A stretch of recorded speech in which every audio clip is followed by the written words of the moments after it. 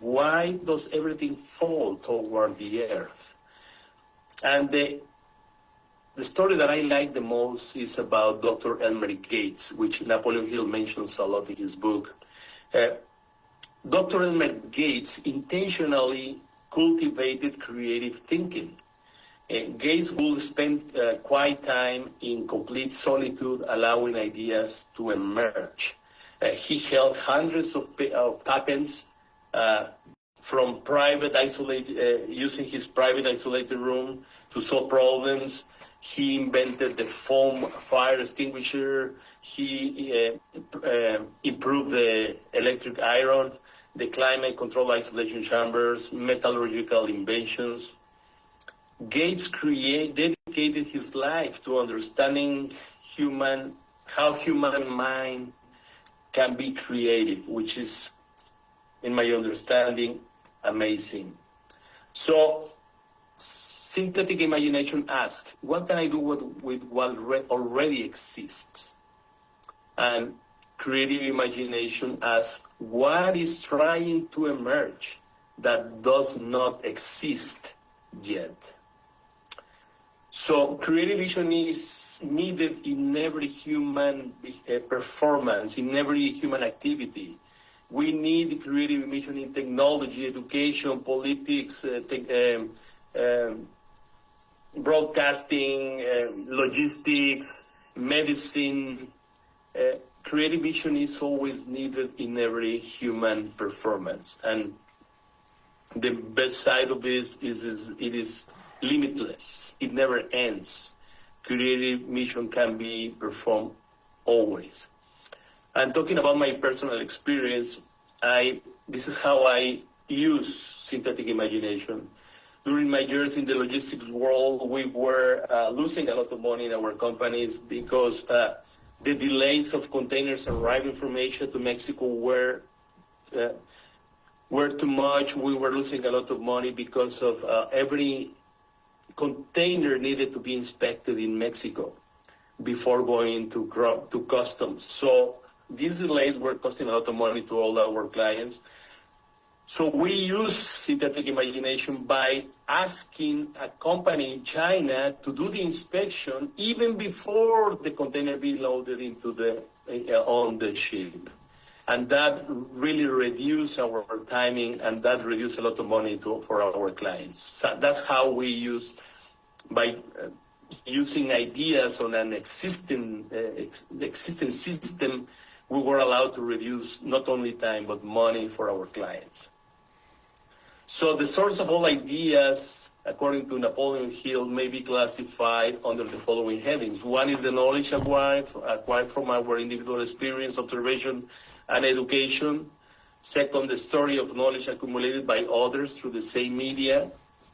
And the one I like, I am still studying, I like the most, is the universal storehouse of infinite intelligence, where all knowledge is stored. Every breakthrough idea comes from one of these three places, as I mentioned. It's what I know, what we know, and what has not yet become known, but is waiting to emerge through imagination and consciousness. So before leaving, I ask you to ask, how can you use imagination to develop a practical plan for anything, or anything you work on, or whatever you are dedicated to? So Napoleon Hill asked us this powerful question: what will you do now that you wouldn't have done had not studied this lesson? And I think that this is basically saying, now that you understand creative vision, what specific action will you take that you will never have taken before studying this lesson? Thank you so much. I love this principle, and thank you for allowing me to share my ideas of how I understand how Napoleon Hill explains this beautiful principle. Thank you so much. That's very good, Alejandro. Thank you. I really like all your, thank you for reminding us of what cosmic habit force is.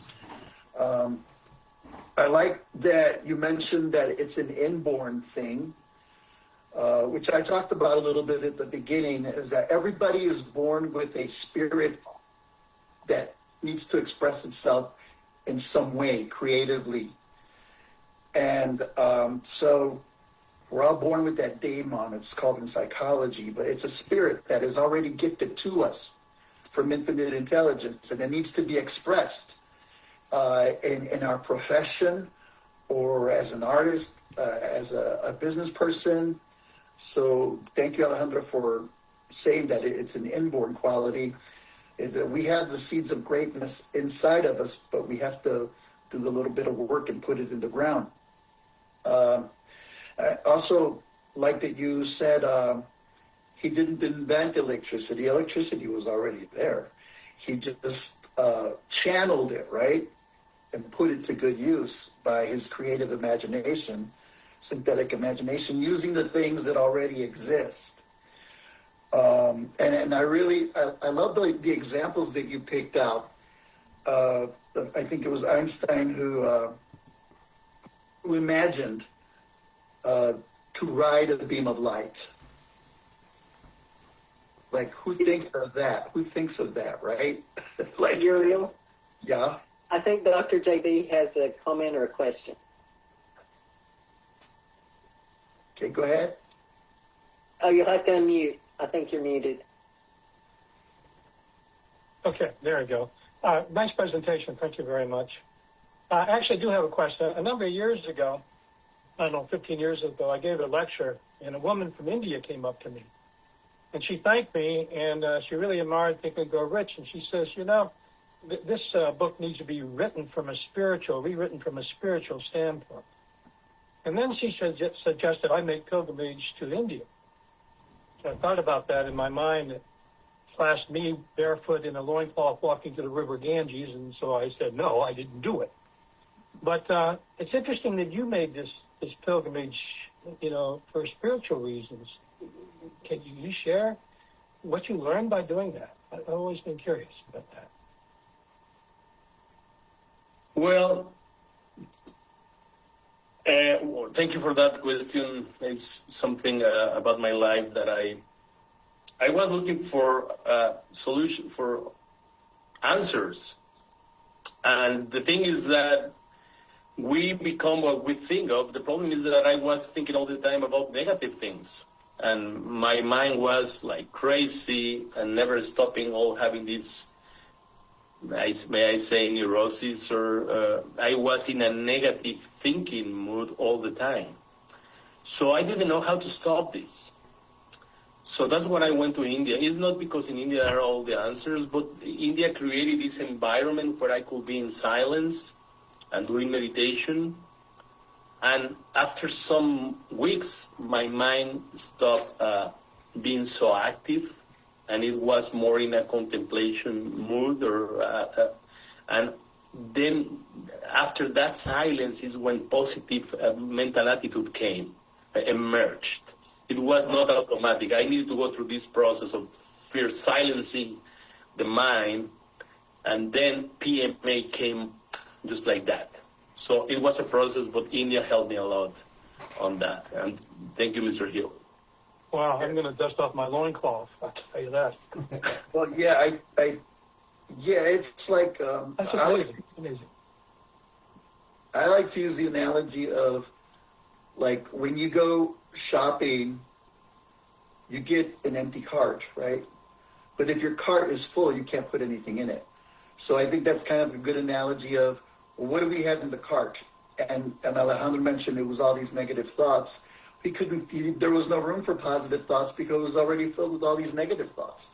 So he had to like empty all that negativity. Now he had space. Now he had space for the positive. Like he can put stuff in there now because he got rid of all those thoughts. Got another question floating around. Go ahead. Alejandro, so can you explain how you got to the Napoleon Hill Foundation? India was first. What happened in between then and now? The Think and Grow Rich book was first in my life, and it arrived to me. I got by a coincidence, because I ordered a book in those days before Amazon, all these things. I ordered a book online named "The Power of the Subconscious Mind" by an author named Joseph Murphy. So I bought that book, and I don't know how it happened, but with that book, and the Think and Grow Rich book arrived too. I don't know if it was a mistake by the library. I don't know how it happened. It was a beautiful coincidence. And I said, because they didn't even charge for me. So I started reading it in 2008. And I said, what is this? I mean, is this really possible? And after I read the book many times, I looked on the web and I found Napoleon Hill's foundation.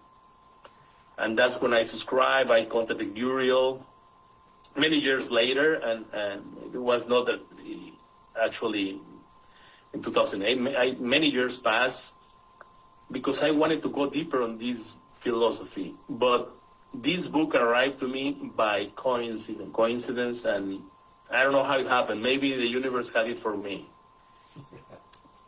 Right. That's right. Also, I like the questions that these creative individuals that you selected pointed out. There are a lot of why people, and I think this group that we have here are why people. It's like, why, it's kind of like those childlike questions, It's like, why is the sky blue? That a kid asks. And when kids ask those kind of questions, I don't think they're looking for a scientific answer. I think we're looking for a creative story. I think that's the answer they want to hear, they have to hear, because they're a child. And so I love that creative minds ask why. And I think that our tribe here are why people.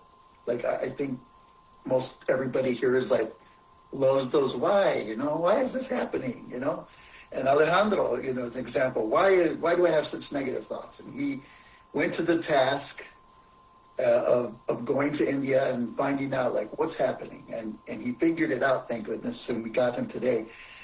I also love the paintings that you selected for a creative vision that comes from infinite intelligence. And you showed a Dali painting, and talk about weird and creative and interesting. Dali, that was like completely like from left field for whatever was going on in the painting world at the time, and I love the last question you asked about. So now that you've studied this principle, a creative vision, what would you do now that you wouldn't have done before? And just as a heads up, this question is a question on the exam that you will be getting, okay? And when you answer this question, I'm very disappointed with the way people answer the question. So please take note. Don't just write 2 sentences, okay? I'm doing it now. I said, oh, okay. So you'll get a very low score if you just say, I'm doing it now, I'm putting it in now, I'm practicing. No. Explain, like, now that you have the knowledge of this certain principle that you picked out, what would you do now? What are you doing now different that you wouldn't have done before? So think about that. That's a heads up for what's on the exam, okay? So I'm glad that you brought that up. But thank you very much, Alejandro. There. Anybody else have questions for Alejandro or comments on the creative vision? Thank you, Bez. Okay. I have a comment on it, actually, and I want to thank you. That would be one of my favorite as well, and I always appreciate different perspectives on it, and I loved your presentation and some of the perspectives and the things you brought to light. I really appreciated being reminded. I never had a negative mental attitude, but I have a busy mind. It doesn't stop. go, go, go, go, go. And just to think of sitting still. And I'm not the only one. There's a few people in here that are very similar to that. They go, go, go. And in order to do meditation, I would be like, I don't know, it's like sleep. Do I really need this? Like I've done experiments with those two things. And I learned that all those thoughts running, you cannot create. You're so right. I learned that I couldn't see anything. And when I learned to still my mind, because that's really in meditation, and you don't have to do it for hours, when I still my mind, then all of a sudden, all these ideas come. Whereas in the past, I would think I needed to keep my mind active. So understanding the creative vision and the power of it, and that helped me still my mind. So I didn't go to India, but I understood the power of stilling the mind. We can do it right here. It's harder to do when you immerse yourself. It's like learning a language.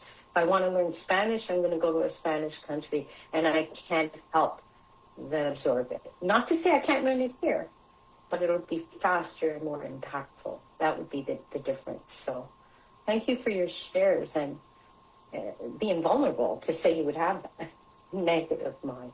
That's vulnerability at its top. Thank you. Very good. Anyone else questions or comments about creative vision? Okay, go ahead, Johnny. Okay. Hey, hey, Allie. One of the things that I wanted to just add, and I hope it adds, I know it will add a little value to the group, is one of the things, even as you study this, is the implementation opportunities. So one of the implementation opportunities I had the pleasure of doing with Allie is actually going to the Magnificent Life. Am I saying it right, Allie? So we went and we were there as trainers, you know. However, it impacted my life in such a way that the quietness of it, all the things that were there were almost like me going to China without the loincloth. Without the loincloth. But it was the quieting of it. So it's building strategies to do it in real time in your life and realizing that we have control. And that's one of the things that I got an opportunity to do with him and a group of other people. However, it's taking the time to invest in your mind. Taking the time to invest in your mind is going to cause things to shift in our lives. So thank you, Allie, for putting that on and continuing to do that and all the great work you're doing. And this is a powerful group, and I love y'all. Y'all are the Y group for sure. Okay, so thank you. Thank you, Johnny. Thank you, Johnny. Thank you, Alejandro, very much for chiming in there and giving of your time and generosity to take the time out to instruct our new students here for the leader certification. Really appreciate your talent and your expertise. Next we have a lesson on teamwork, and we have Virginia Suarez. Virginia, where are you located? Where are you at? What country?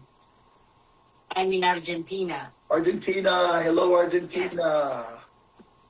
How are they doing in the World Soccer? Do you know?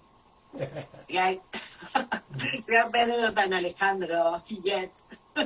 He's from Mexico, and we are playing tonight. Great. Great. Well, good luck to your team. Thank you. And soccer is a good example of teamwork.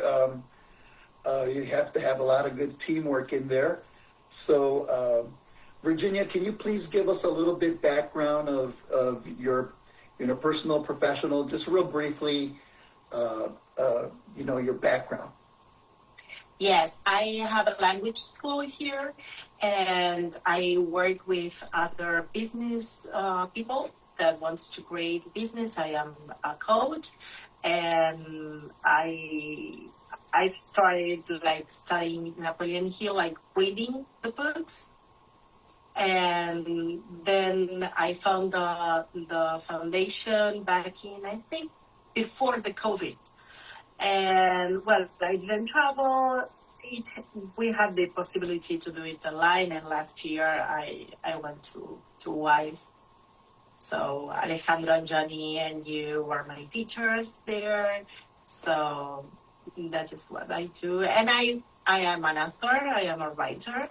So I published my first book, and I'm working, that is, I discover my purpose, thanks for all the Napoleon Hill's work. And so writing is my true mission. Awesome. Well, you're going to give us a lesson on teamwork. Yes. So go ahead, and I give you the floor. Okay, thank you. So this is the principle number 12. And it is different from mastermind because it's easy to confuse between them. Mastermind needs teamwork, but teamwork can be just for something in particular without being a mastermind. So I was like, while I was listening, this is the dinner we had last year. That's when we went out to dinner after the class. Yes. So you can see Johnny here, and Alejandro, and Alan, and Uriel, and Lefort. He was yesterday, and I think he already did yesterday his presentation, right? So that is an example of teamwork too, for a main purpose. Like everyone has their life and their masterminds, and I think, like, for example, family is mastermind. But in this case, well, my boyfriend was the one who took the picture, but we are also a team because he was not doing the course, but he was the one that was driving me to all these different places. And tonight he's going to watch the soccer play, and I don't like it. I don't watch it, but we are a team, so I plan the meal so he can eat before the play, and everyone is happy and do their things. So I want you to reflect if you can really be successful completely alone. And in my case, I really like to do like solo things. I like to have coffee by myself and to do a lot of things that are really lonely, like reading or writing. But actually, if I want to read, I need someone else to write a book. I need someone to work in a bookstore and sell me the book. So there is all a chain that nothing can be achieved alone.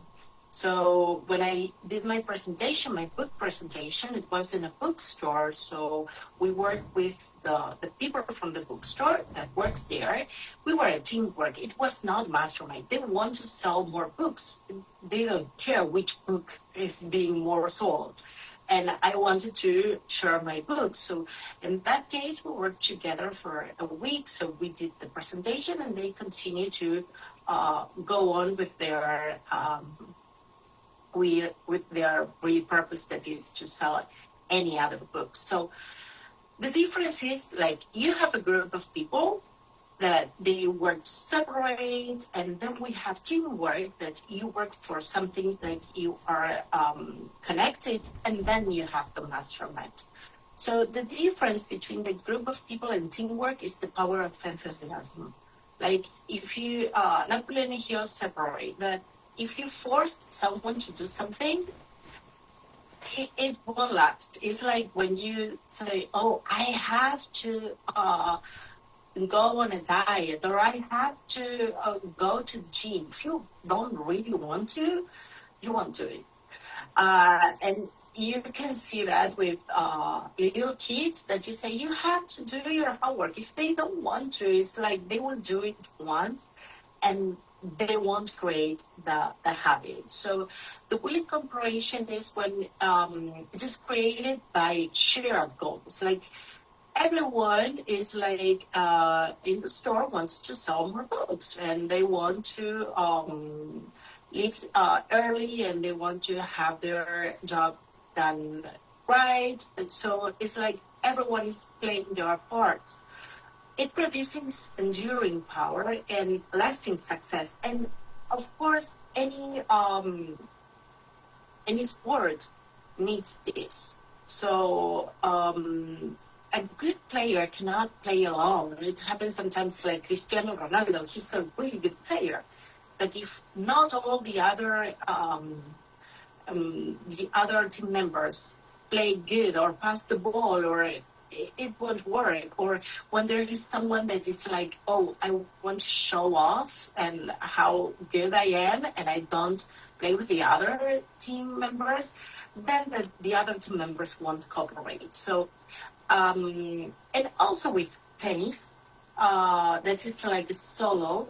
Then you have like your physiatrics and the people that give you the clothes and your doctors, and there is a lot of a team that works for you to win. So, and the difference between teamwork and mastermind is that with the teamwork you coordinate your effort, while on the mastermind is you have definite purpose and there is a harmony. And here is like everyone has their personal purpose, but if you cooperate and you work all together, you will create something that works. That is why it is teamwork. So as we said before, people cooperate better when they feel respected, when they are not forced. And this enthusiasm attracts the cooperation, so people work better. And harmony is more powerful than individual talent. So then we move to a good leader inspires voluntary cooperation. So that's why in the teamwork we have like different roles. It's not like in your job you may have a boss, and then you have like different levels, but they all work for something. And the teamwork begins by giving value. It's not by taking value, but is the teamwork works properly when everyone is giving their value. So it's this value multiplies, and it's like this engine starts to work. So there's a story about Starbucks, like 20 years ago almost. They started to grow like really fast, and their service was not being very good. So what they did is like the previous CEO is not the founder. He returned to the company, and they closed those stores, and they give a capacitation, a workshop on how to treat the customers, how to maintain the stores clean, how you can manage to write more beautiful your letter in the cups, how you can play music. So they work on that, and then they start to sell again. And there is something Starbucks has that if you want to, the people that works there, they can earn shares from the company. So they can feel like they own like a little part of the company. So if the company, if your store goes well, then you will earn more money if you sell those shares. And also, if you are in a place where you feel good, you enjoy, it's like you play your part, then it's like contagious. And the other members of the teamwork play their parts, and everyone is having a good time. Like you are there like 8 hours maybe working. So what changed at Starbucks, like, is it doesn't matter if the coffee was good, but it's not that they need like something really different, like new ideas, Alejandro said, but just the service and the culture and the teamwork and the environment that changed, and that made the Starbucks to continue to grow. So it is an harmonious coordination of effort. It's like everyone plays their part, and then I will show you something from soccer that happened a couple of days ago. And every one of the teamwork is a person. And as I said before, I am a coach, and I'm trained by the 6 human needs that is like the Maslow pyramid. Like, everyone has these needs, but there are people that has like 2 needs that are more needed than the other. So like everyone needs to feel certain. Everyone is like the base from the pyramid. Everyone needs to have certainty. If I go to Starbucks, I know I will find coffee. It's like if I don't find coffee at Starbucks, I said, what's going on? Then we need variety. So, for example, let's change of chain, like McDonald's. Like, the kids have the certainty, like they find a toy if they buy the Happy Meal. But they need variety. They cannot get always the same toy. So also people need to feel significance. And what does McDonald's? They have the employee of the month. And so the people that is moved by significance, they say they feel important, like, oh, I'm the employee of the month. But there's others that needs to feel that love and that connection. So maybe they are in charge of the kids, like they go and give the crowns. Well, that's just Burger King, but and growth is the people that can, okay, you can go on and you can start by cleaning the floors, but then you can go be a supervisor, and you can grow in the company. And there are some other people that needs contribution. And contribution, we have in Buenos Aires, I'm from Rosario, a different city. McDonald's has the Ronald McDonald House, that is a house near of a children's hospital where the families can stay there while their children are having treatment. And this hospital is the better of the country, so there are people from all the country, and maybe they cannot pay for a hotel to be with near of the kids. So there is the big McDonald days that if you buy a Big Mac, all the money goes to that house. And there are a lot of employees that work more on those days because they want to contribute in a way. And also you can see this on some soccer players, or that they need significance, like they want to show off. And there's others that want to grow and they want to win more plays. So you can start seeing this in every people, and you can see with you too. So if you are working with someone that needs certainty, you have to give clear roles to that person. But if the people you are working, or your partner in crime, or your kids, or needs variety, so you need to allow creativity and new ideas. But if they are more reinforce significance, you have to recognize each person's value and like give it like, oh, you made a good job, or you clean your room or something. Like you can continue giving this reinforcement. And if the people needs connection, you have to build trust and respect. It's not that you have to be a friend, but you need to make that people to feel that they are understood and they are they are being respected.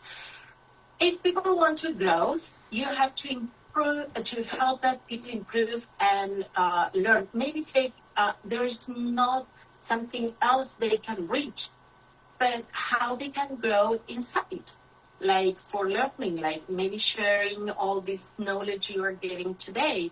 And contribution, you have to show how they can work and help others. And I will go ahead and I will, while you were telling about the soccer, I found this, I don't know if you cannot hear Lisa, right?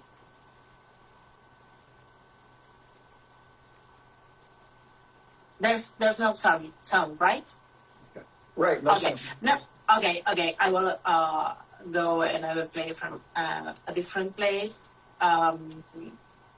So I went too fast. So how you apply this teamwork? The personal application is listen before asking. It's like teamworks are made of people, so you have to understand the people's needs. You have to be empathic, and if you have an attractive personality, you will be able to get all this information. And if you don't know how these people are, well, I created a test that you can do it later. If you want to, you can take a picture of this, or you can send me an email, and you will get the results right away. And you will discover what are the human needs that are the most important to you. And once you start watching people, you will see what they really need. And that is the most important thing on teamwork. Teamwork is made by people. So you have to understand that people need go and share this video here. Wait. Oh, cuando pierdes la billetera. Yes. That's great. Yeah. That's good Yes. teamwork. Yeah. And you want to explain that to them. Yes. Someone lost the wallet during the soccer team now in the World Cup. So they are showing the wallet, and they are everyone is singing, "He lost the wallet." And they're saying his name. Then yes, They're saying now his name. like everyone, no one claimed for the wallet. So This big group of people decided to just start shouting this person's name they found in the wallet. Yes, they started screaming his name until they found him, right? Yes, they at the beginning they just showed the wallet, and they say the wallet. Someone lost the wallet, and then they open it, and so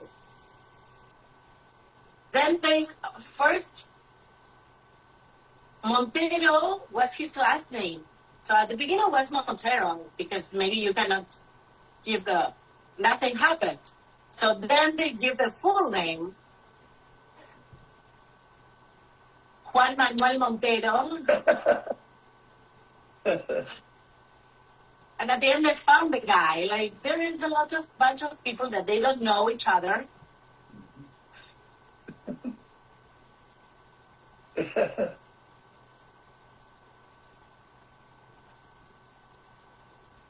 And now they found the guy.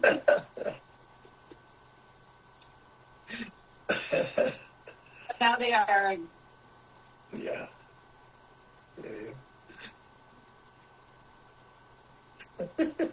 And now they found it, and so there's also something we do here in Argentina when a kid is lost in the beach or in a crowd of people, or like a shopping mall. We start clapping, and if there's clapping, it's like a child is missing.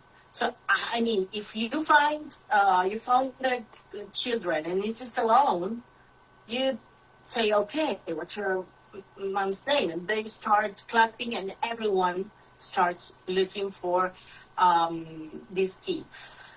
So it's for a really small purpose. It's not like a mastermind, but it's combined people working for something, mostly kids. So this is why success is never solo performance, and you always need someone to achieve your own goals. Excellent. Thank you so much, Virginia. Thank you for sharing your talent and your expertise on this awesome subject by Napoleon Hill, teamwork. I love that illustration at the end.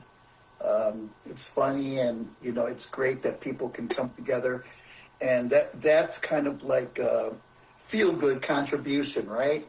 Like you pointed out in McDonald's, like I'm going to get a Big Mac because I know that if I get a Big Mac, I'm helping somebody, and it makes you feel good about the purchase. And so I like that motivation, and all those the 6 human needs tests. I'm going to get that from you and send that out to all the students, okay? So they can do that little survey and do that little assessment, which is, thank you for sharing that. It's very valuable.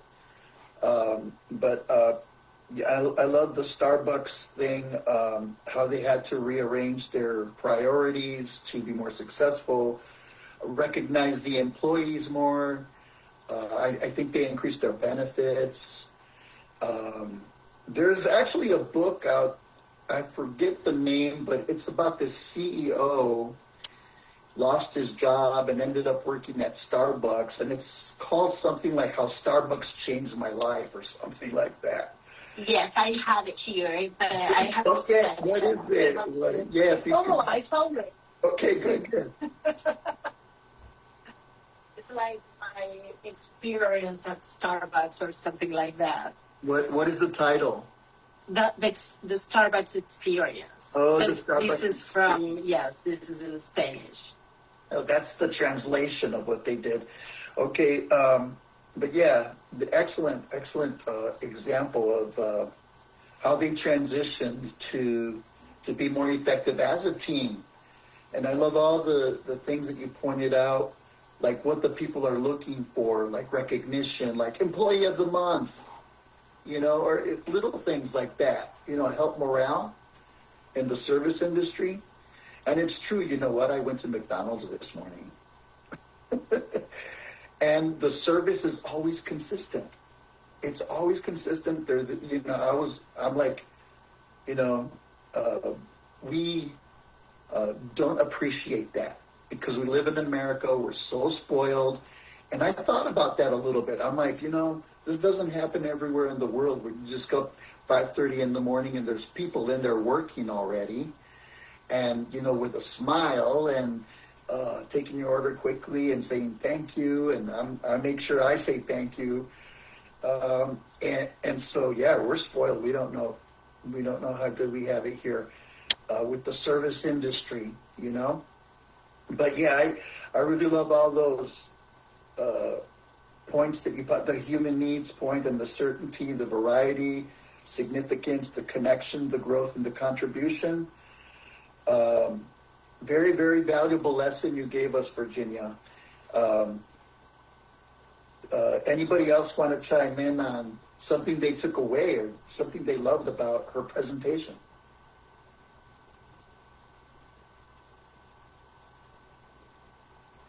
I just love the detail and the so many things we can do to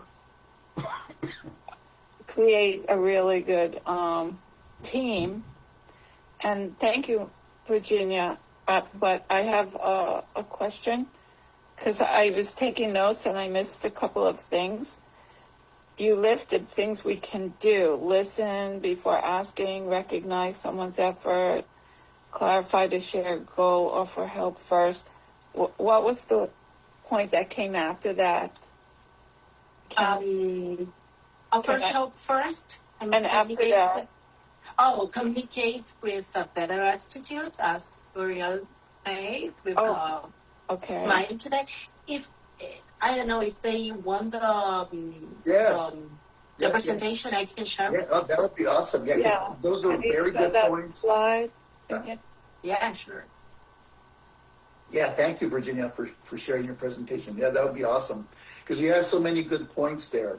Yeah, I got most of it. It was fantastic. I just missed that little thing. And one other thing I have a question on. Where you showed a circle outside another circle, you said teamwork is a coordination of effort. A mastermind is a coordination of effort plus what? And Purpose and harmony. Definite purpose and harmony. Thank you. You're welcome. I'm spoiling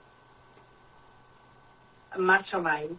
They didn't work on mastermind yet, right? No, but it's good that you made the distinction. Okay. I really like that you distinguished it because we always have this debate on what is mastermind, what is teamwork, and everybody kind of like mixes it together and gets it confused, but that's okay.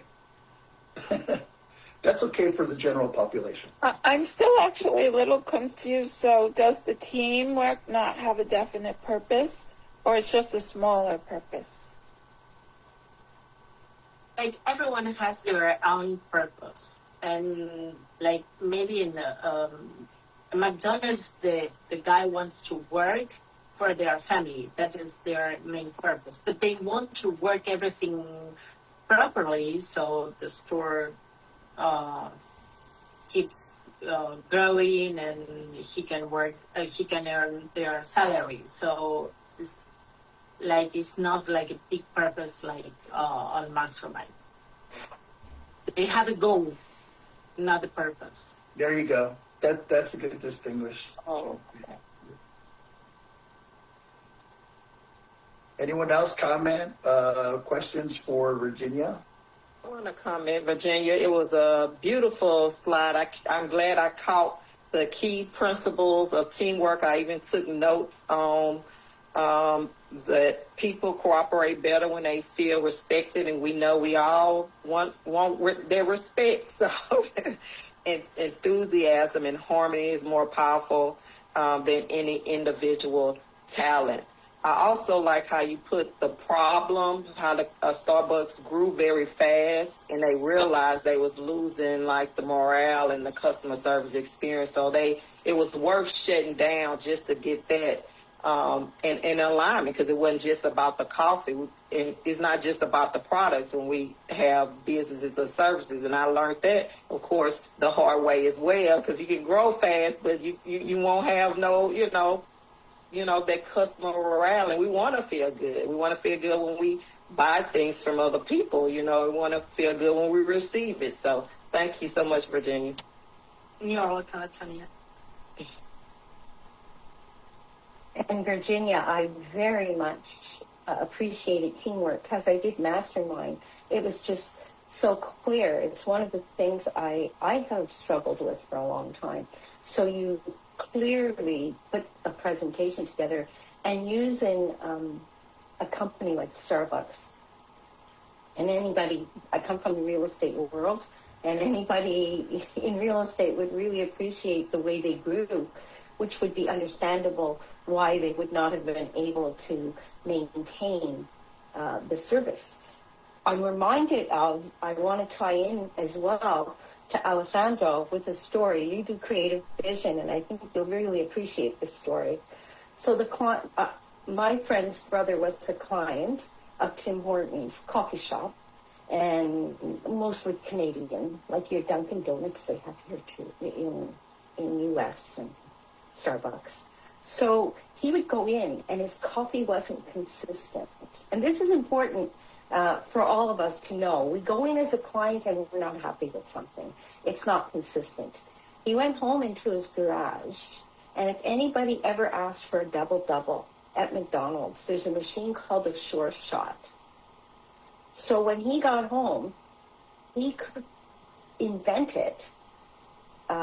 His last name is Duck, Mr. Duck, and he invented Sure Shot only because there was a need for something that he wasn't happy with the service, and he looked at it and said, what don't I like? No two people can make me the same call. And that's our life. We're always running into that, and activating creative vision, and then your teamwork, everything's possible. Thank you both. Thank you. Well, thank you very much. Anyone else? Thank you very much, Virginia. Appreciate your contribution and your generosity to come and share with us. And say hello to Argentina and Viva Argentina. Hope you guys do good tonight in soccer. I need that for my husband. Yeah. He's part of the team. Yeah. I just want to comment what beautiful energy she has. Yeah. Okay. Well, thank you very much, Argentina, Virginia. Next, we have Learning from Adversity and Defeat with our certified instructor, Tim Chen. Tim, would you like to share a little bit about your background, what you used to do, and your leader certification process, and what you're doing now with your students out in a different country? Talk a little bit about that to introduce yourself. Hello, everyone. How are you? Can you hear me? Yes, we can hear you. Thank you. Very good. I am from Cambodia, now living in New York, East Coast, above Albany, around Lake George area. So I came to America back in 1976, escaping communism in Cambodia, where many people got killed. I don't know if you remember that, but that was back in the 70s. So I came here not knowing anything, and like Alejandro, I think, he's accidentally picked up a book, right? The Think and Grow Rich book, Alejandro? Yeah, so That's right, yes. I did the same, but it was a coincidental, or maybe God given that opportunity to me. So back then there was Barnes and Noble somewhere in Rockland County. I was lost. I was saying, what was I doing here? I came here with not learning any English or anything like that. No background in English, zero. Well, we got to learn English at the learning center, basic ESL class and all that, and looking to get a life better than it was. Walk into Barnes and Noble stores, and then looking, searching for anything I can read, ABC, all that, and then this book somehow fell off. Show it to me. You this book here? Everybody see this book, right? Now it's turning to be brown and all of that. This is the original book that I read word by word by word by word, turning all adversity in this book into success, meaning that I could complete the entire book and practice it, use it. So if you haven't read that book, please read it. Use this chapter where it says 6 ways to turn desires into gold. Right there, that chapter there. I applied that principle. And what came after that, I would just give you some example. My salary went 10 times higher in 3 years. And that's why I read that book, and later on I became in contact with some of the Napoleon Hill's instructors. Was Tom Cunningham, the little short man from Canada. Anybody from Canada probably knows Tom, the too tall he called himself, right? Uriel? Yes, he suffered from a genetic disorder from arthritis. Right. And he never grew to a normal size. He was probably like 4 foot something. Yeah. And his attitude was bigger than his body, and he wanted people to call him too tall. Yeah, right. Because he was short. And every time you met him, I would ask him, "How you doing, Tom?" And he said, "I'm amazing." Amazing Tom, too And tall. I'm like, "Oh." Amazing So, yeah. Tom, too tall. Yeah, but go ahead, Tim. So then I met those Tom and Too Tall and a few other people. He asked me to say, hey, we have this Napoleon Foundation and all that. And I said, how? He said, the man that wrote Think and Grow Rich and all that. Okay, so I read the book. So I decided to join the club. And here I became the certified instructor in 2011 or 12, around that area. And ever since, I am non-stop teaching every people that I know in here and outside to my country, where I promise that if anything I could do, I will change some people's lives there. So I have done a lot of work, which probably around 3 times a week now, broadcasting through YouTube, Facebook, and many other channels, and probably thousands of those people benefits from this program. So I encourage you to do the same. Try to make it happen, because it works. It works for me. It works for Alejandro. So it will work for all the new certified instructors as well, and many people involved. And but I like to share some of the principle that I think it benefit for you before I have to answer any other questions about my life and all of that. I can't get to my PowerPoint to work in that machine that I'm talking to you now. So I figured out another way to do it, but you probably can't see because it's in the background here, and that's why I see the big screen over here. You probably can see that, right? Can you see that? A little bit? I have to apologize for that. We are now at the principle number 13, which, if you want to succeed from point A to B, you must meet some kind of defeats, which is only temporarily. I came here to America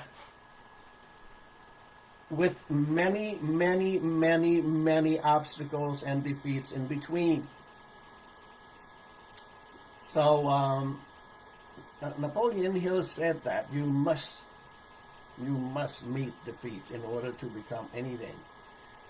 And if you don't have any defeats, then there's no point of reaching the next level, because there's nothing there to defeat. Right? There's nothing there to overcome obstacles, many obstacles. I came here proving to you that I'm here because that defeats is not permanent. It's only temporary.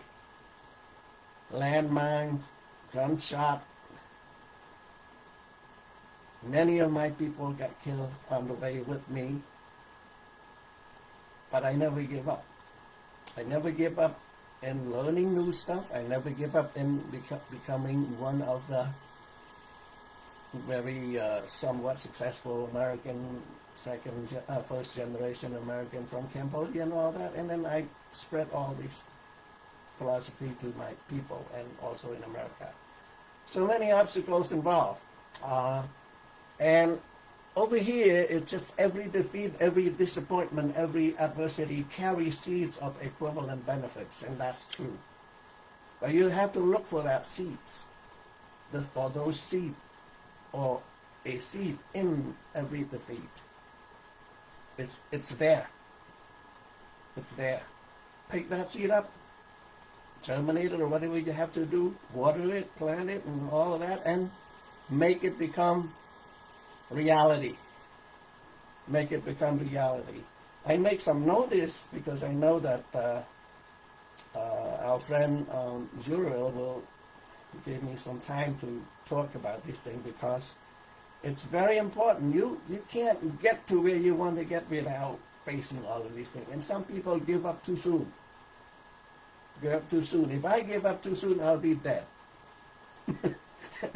Give up, and that's real. That's reality. You think I'm laughing now, but it's real. It's reality there. First note that I put here for me is it's very important in my thinking was a golden rule from Dr. Hill himself. Everyone must experience temporary defeat, that I was just saying. Defeat becomes failure only when you accept it. Only when you accept it. Every defeat carries a seed of success in there. And it could become better. Only you can look for it. Nobody else. You can do that. A seed I can't break through concrete. You know, like you can see a seed pull through the concrete, cement. And that's what I think. Every one of us have that energy inside. Story of Abraham Lincoln, for example. He failed like 27 times or something like that, if I remember. He became president of the United States, and the best one too. One of the best. Milo Jones, right? Milo Jones, you remember him or know about him? Anybody who eats, what do you call that? What is it? Little sausage. Yeah, sausage, the little Jones sausage. Knows that he was completely handicapped except his head, brain. And he figured out how to become successful because of how he doesn't stop. We did that. And many of our icon scientists such as, Edison and all that never stop at the first time. He reaches his 10,000 defeats. Dr. Hill saw him. I remember reading somewhere that he saw him. He says that, what happened if you don't succeed after 10,000 times? And he was saying that I wouldn't be talking to you talking this philosophy nonsense, right? I'll be still doing that, looking for something to become what he wanted to be, a definiteness of purpose. And Milo Jones is one. And my formula on this, defeat plus definiteness of purpose plus mastermind equals seed germinated multiple times. Because that mastermind plan, sometimes you cannot go to your place by yourself.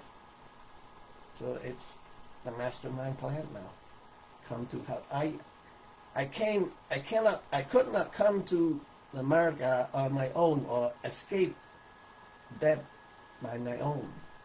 So I will have to seek some other expertise and say, okay, how do we get out of here? What do you know? You know to climb the tree. You know how to seek for the water. You know how to protect yourself from.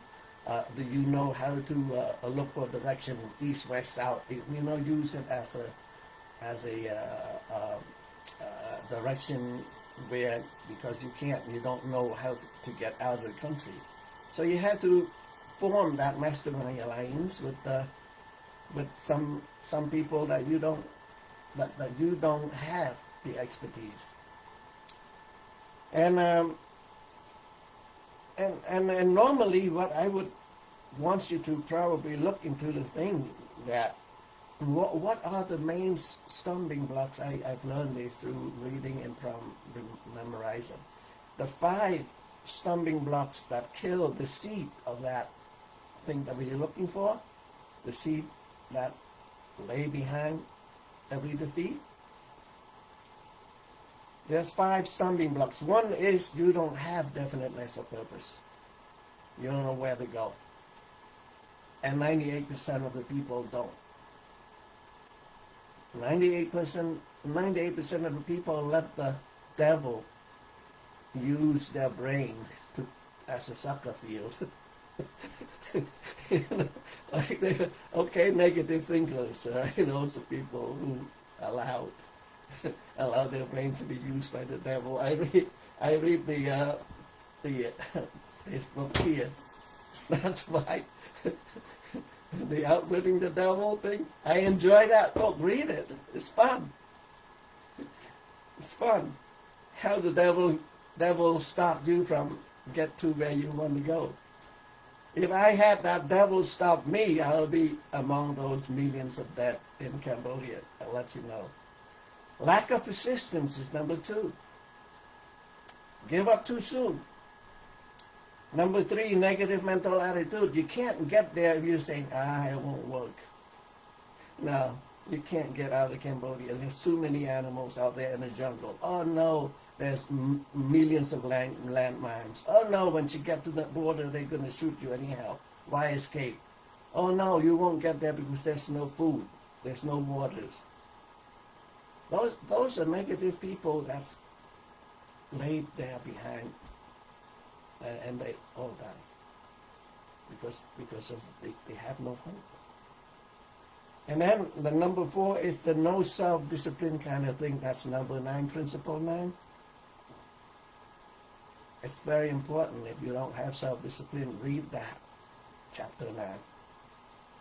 And number 5 is no mastermind alliance. If I came here by myself, I wouldn't make it. That's how the 5 stumbling blocks from getting to where you want to go. And if you get up too soon and all of that. The quote was, a man's real courage shows to best advantage in his hour of adversity. I like that quote. It is in one of the Science of Success book. Hey, Ted, Yes. can you repeat that quote again, please? I would say a man's real courage shows to best advantage in his hour of adversity.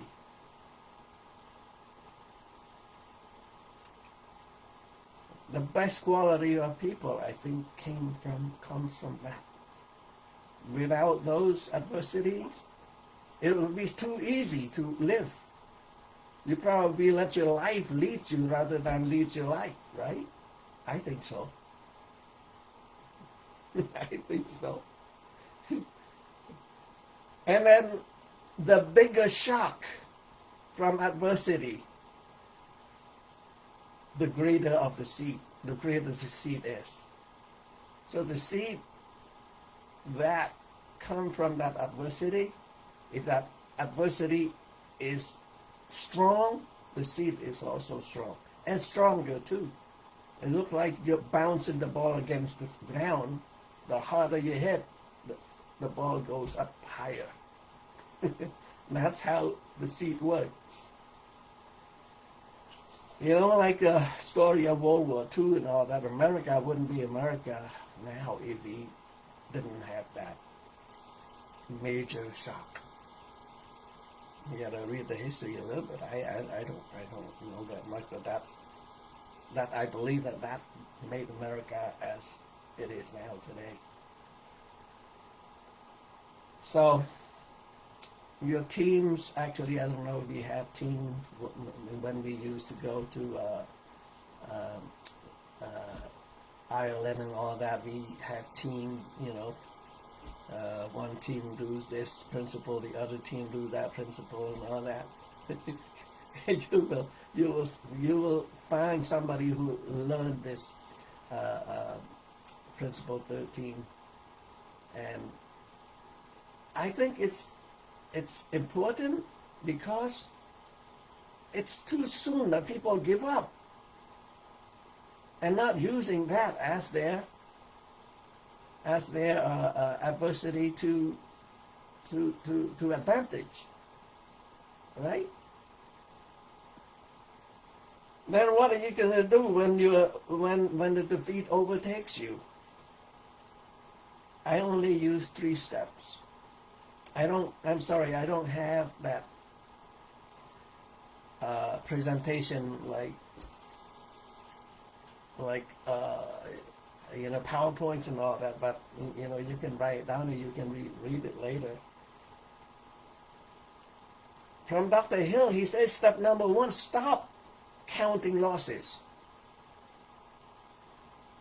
If you fall down a few times, and stop counting how many times you fell down. Spend some time, start counting gains, how many steps that you have already gained. I like that philosophy. A lot of people look back and say, oh no, I couldn't do it anymore because there are so many obstacles involved. And number 3, germinate the seed. Use definiteness of purpose plus mastermind alliance daily if you need help.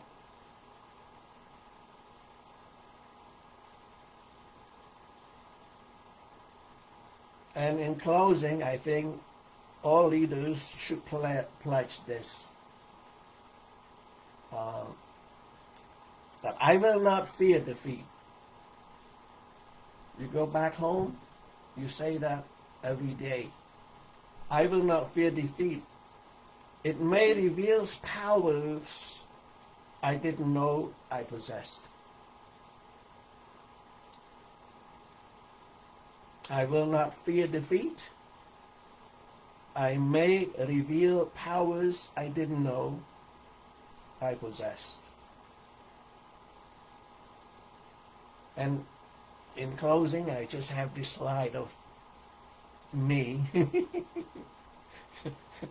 Don't fear defeat. Don't fear defeat. Enjoy it, use it, find a seat behind that defeat, and you will definitely become successful in where you want to go and in your definiteness of purpose. And that's all I got. If you have any other questions, please feel free to ask. Yes, Tim, if you don't mind, if you can share a little bit of that adversity that you actually had to experience when you were in Cambodia and you were in that situation where it was do or die. You had to make a decision once you were rounded up.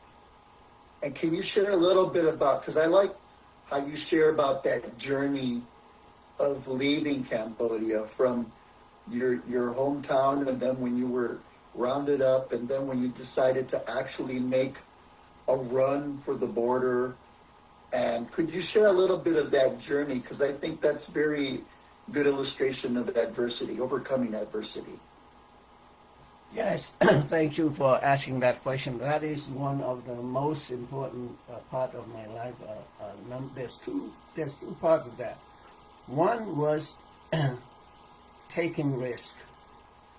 Whether you have 1%, 2%, or whatever it is, and you face a situation where you need to go where you want to go. And some people said, no, I'm not going to take that chance because the risk is too high. That's number one factor. Number 2 is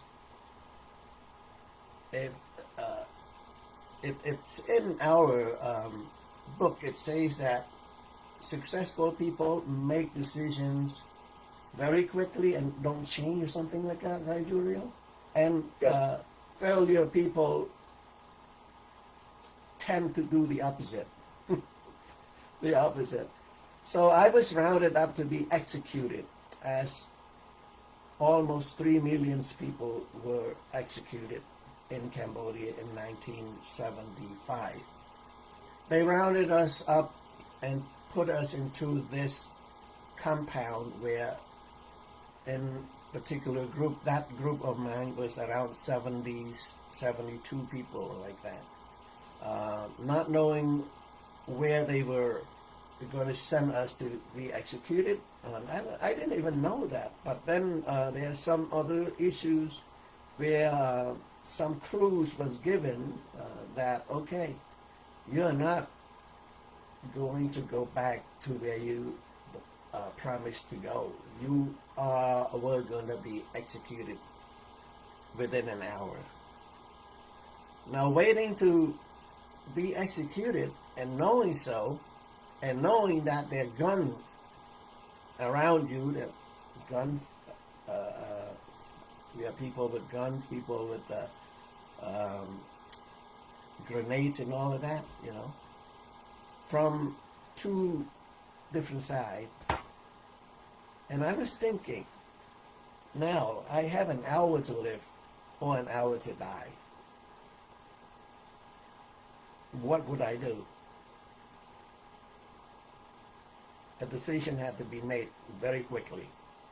And I said, all right, well, if I have to die right now and then it makes no difference. Between now and the next hours, I'll be executed. And by that time, you know, the Khmer Rouge, if you know, they don't kill you by gun or anything. They use a hoe, you know, like dirt digging hoe, to strike you in the back and make you dig your own grave too, if that was not the worst. Dig your own grave and then they strike you in the back of the head and then you fall down and they bury you.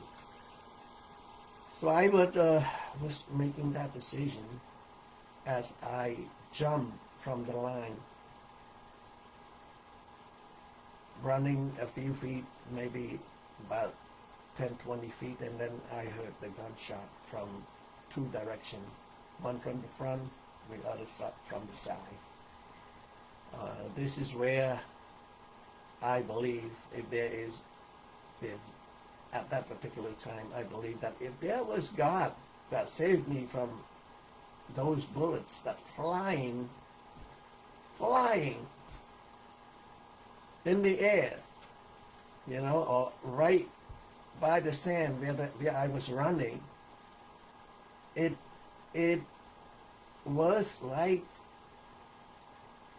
Tom was like, or not Tom, Taylor.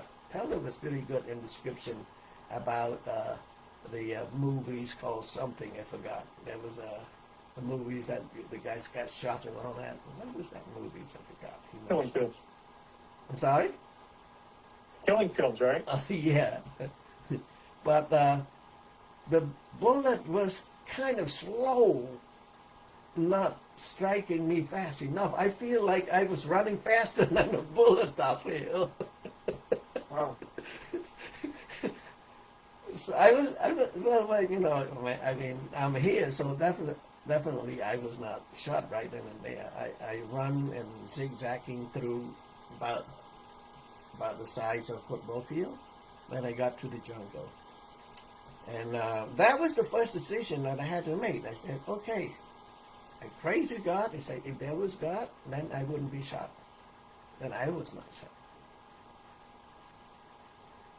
And many more obstacles along the line. After that, I said, I had to get out of this country looking for something called freedom. Because there was no freedom, and my life was at stake. And, you know, like it or not, it's like a power behind me that, okay, you need to get out. And then this philosophy come in, so how? How do I get out without knowing where to go? So one of the things that I've learned from this philosophy was that you don't need to know where you go, but you have to bring that visualization to exist in your brain first. So I visualize America, freedom, where people can go here and there, and you can, where I have food to eat, where I got freedom without being, you know, harassed and all that. You visualize that in your own head. It's just like if you want to become a millionaire, you gotta have to figure out what that millionaires look like. So at that time, I didn't know anything about the principle, but there was there. So I figured out this is how America looked. And after that, the subconscious mind worked. It seeked the way. And it gave me that power inside me without stopping, without, wavering. That determination start to begin. So I determined that, look, I cannot die. You see all of this process that I was talking about, so if you have no goal, if you don't have anything in your head, then you don't know where to go. It's like GPS, PS thing. Now, if you don't set up that GPS correctly, it will lead you to somewhere else. It doesn't matter how long you get. Sometimes you use Chinese GPS, sometimes you use American, sometimes you use IBM, sometimes you use something. It will get to where you want to go. And that's where the subconscious mind leads you to. Tim, when you were made the decision to move out of the country, what country did you move towards to get out of Cambodia? What was the destination? The next country was Thailand, and back then I didn't know where Thailand was exactly where. I only know that, okay, well, maybe to the west and to the north. And it doesn't matter where Thailand was, as long as I reached either north or west, I'll get to Thailand somehow. Yeah, Thailand was the next country. And after that, it's another journey. It's many obstacles. I'm telling you this because of the principle. That principle really worked. Looking back, and it's not just in the jungle. It gave me that opportunity right here in the United States. Reading this book, one word at a time, one paragraph at a time, and then one page, and then one chapter, and then the whole book comes together. And I think I can understand now, after many years. With this program, Dr. Hill's philosophy came. And after all this teaching, someone was saying that by teaching is learning in the you, right? Learning is by teaching, teaching is by learning. I like that idea because if I don't do this 3 times a week, I may forget it already. Thank you for letting me sharing some of my background. A little long, but if you have any questions, yes. No, that's fine. That's fine. Thank you. And I think we've got a couple questions from folks. Oh, okay. I have a question. Okay. First of all, I want to thank Tim for your courage, for being persistent and taking that risk. But my question also is the courage to go back to a place that caused you and your family and loved ones so much harm. Where I know it came from the Creator, but what made you want to go back to that place? Because I hear a lot of people, including myself, places I was hurt severely from. I've been stabbed before. I said I would never go back. So what would you say to the people who would say they wouldn't go back to the place that caused so much pain and harm? Good question. When you experience such a pain and you have that compassion that there shouldn't be any more pain outside of yourself. And plus, when I reached the top of the mountain where the border of Cambodia and Thailand, I looked down to Cambodia. I was saying something, thank God, thank for whoever saved me, that I will find and figure out how to save some of the people that face the same situation as me, that going through all of this hunger, going through all of having no rights, no freedom and all that. I said, I will figure out some way and somewhat that I will return. And I did. I have done that. And knowing that I will face the same situation again. But, when you pass a very difficult thing like that, things that after that it's gotten easier. It's gotten easier. So okay, if I will have to face that situation again and knowing that I will survive, I'll do it again. I'll do it again. But yeah, because you don't want other people to be experiencing the same as you do. And I will do many things, including returning home, teaching from here, teaching there. And we went back to Cambodia in 2016 and bringing international leaders to open a convention there in Cambodia. Yeah, back many, it's 2016, yeah, 20 years ago now? Yeah, 20. Wait, 10? 10 years. 10.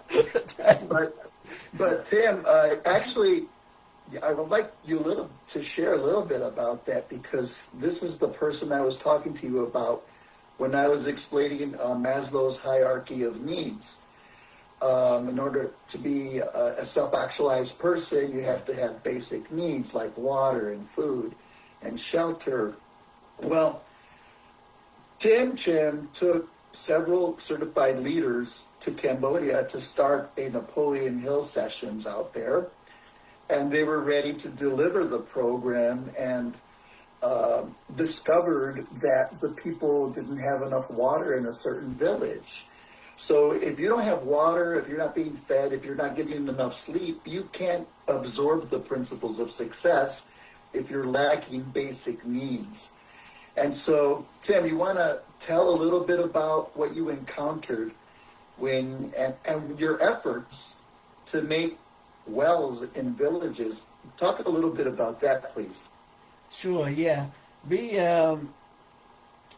went to Cambodia in one of those years that became very, very hot, like over 105, 110 degrees.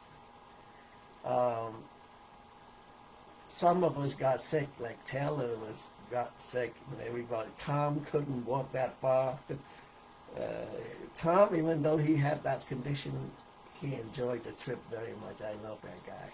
I do. I still love. And then some other, Jeremy and a few other people from, and one instructor from Thailand, from the Netherlands and Canada and all. So then I went back to my village. It was so hot, and the drought, like you can see the earth became so dry, and then there's no water anywhere in sight, except that you need to dig deeper in the ground, like hundreds of feet down, to get some water. We went to look at the well, every well in that village. Everything was all dried out, and some kids died from not having water to drink, and it became so, it was so hot. Then we figured out how to help by getting the idea of, okay, get some equipment and to dig the ground to find the water for the village. All our instructors chipped in, chip in all the money that they had from, I had the government to help us a little bit by giving us some reimbursement back, and those people don't get the reimbursement back. They use that reimbursement money to dig the ground for the water, and we built a well for the whole village, and it's still there now. We turned the muddy water into, we call it sweet water, and I gotta thank Dr. Hill and Judy Williamson gave me the opportunity to bring Napoleon Hill group to Cambodia. Without you two, without the foundation, I wouldn't be able to do it. So we save lives there. We do save life. Definitely, we save life from those waters well and plan that we had. And that's just one example that we did in Cambodia. Yeah. So yeah, that was a good effort. Yeah, so like you go to change the world, to give the philosophy of success, and then you know what? Your heart turns towards compassion towards other people, and you end up making wells for villages. And so you know, it's funny how you're directed and then redirected because you have compassion in your heart because you want to help other people. You want to help other people, so you give them this philosophy of success, and then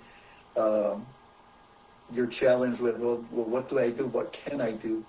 And you dig wells for people who need water. So thanks for stepping up to the challenge, Tim, and bringing the philosophy of success to people in Cambodia. Tim Chen continues to stay in communication. Now, explain to me a little bit, Tim, because I see you every now and then on Facebook talking to people in Cambodia in your native language.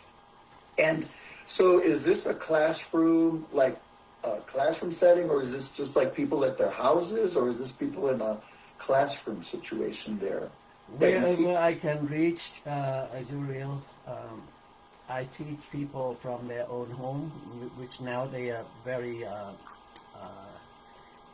advanced in learning through Facebook and through YouTube and through all that. So I channel through that. And that's one way of doing it. And then sometimes people group together in a public place where they can learn. But mostly through their home. They set up, YouTube and Facebook and also Zoom through their telephone, through their computer. And then I go like this, talking. But somehow today my my PowerPoint doesn't work. I'm very upset. So I was doing like this, I was like, okay, the seat of equivalent, all that. I was writing in the what's it called, PowerPoint. So I was embarrassed by professionalism that you guys put out there. Like all that, all that show. No worries. But yeah, I mean, you can see how passionate he is about serving the Cambodian community, right? And so you're probably passionate about reaching a certain group of people. You have a heart for certain people, and Tim Chim has a heart for his native land, for Cambodia, and he wants to make a difference in Cambodia with what he can do from here.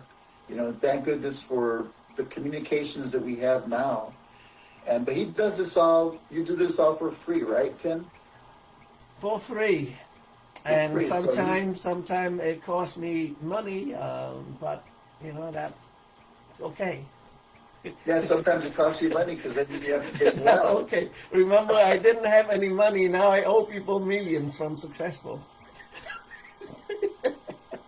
Yeah. Only that's excellent. Thank you for reaching out to the group that you're passionate about, reaching out to. So I really appreciate your story and your time. And anybody have questions or comments for Tim? Please feel free to. I do. Oh, Laura Lee. Okay, Laura Lee. A couple of things. Oh, man. That is quite the story. Do you happen to have you written your own story, your own book yet? I had put some writing into a little book that me and Tom and Tom and Taylor is our instructors as well. I put a book called Adversity to Advantage. Okay. And it went is well. Your name, yeah. Your name is on it? Yes. Okay.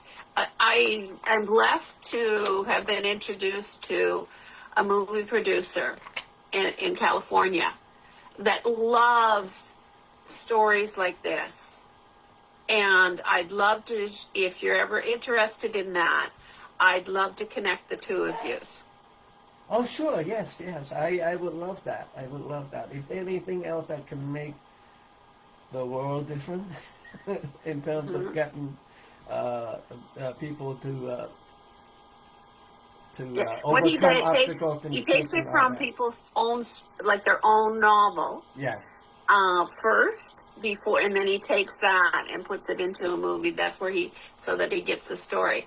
My Right. second thing, why, and my husband would know the answer to this, but I do not. What was going on that your country was killing its people? There's a little bit of philosophy where the extremists became leaders of that country. They want to become so clean in communism that everybody has to have nothing. Starting from zero, and everybody has nothing. Anything that you own, anything that you have, it become their problem.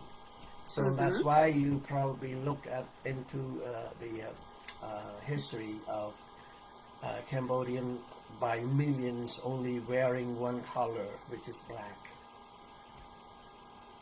And anybody who has more, they call it possessions, will subject to either death or punishments harshly. You can't even wear glasses because that representing that you know or have some intelligence inside you. So, that's why millions has been executed. Oh, my soul. Okay, Alejandro, you have a Thank question you for or sharing. comment? Yes, thank you. I don't mean to make this longer, but I just have a very important question for you, Tim. I have always been intrigued by adversity. So, Tim, how to connect with faith in the darkest moments when everything seems to be lost? This is where the question marks came into my mind from then up to now, whether you accepted God existed or not. Now, I'm talking about not only one obstacle, there's multiple obstacles that I had overcame from quote unquote pray. And it's not just praying, it's just a deep concentration, saying something that if there are a God out there, please help me to overcome this. And it worked, because sometimes I lay dead in the jungle, not having food or waters or anything like that. Once that happened, I automatically goes through that frame of mind, asking for Dr. Hill called infinite intelligence. And I believe that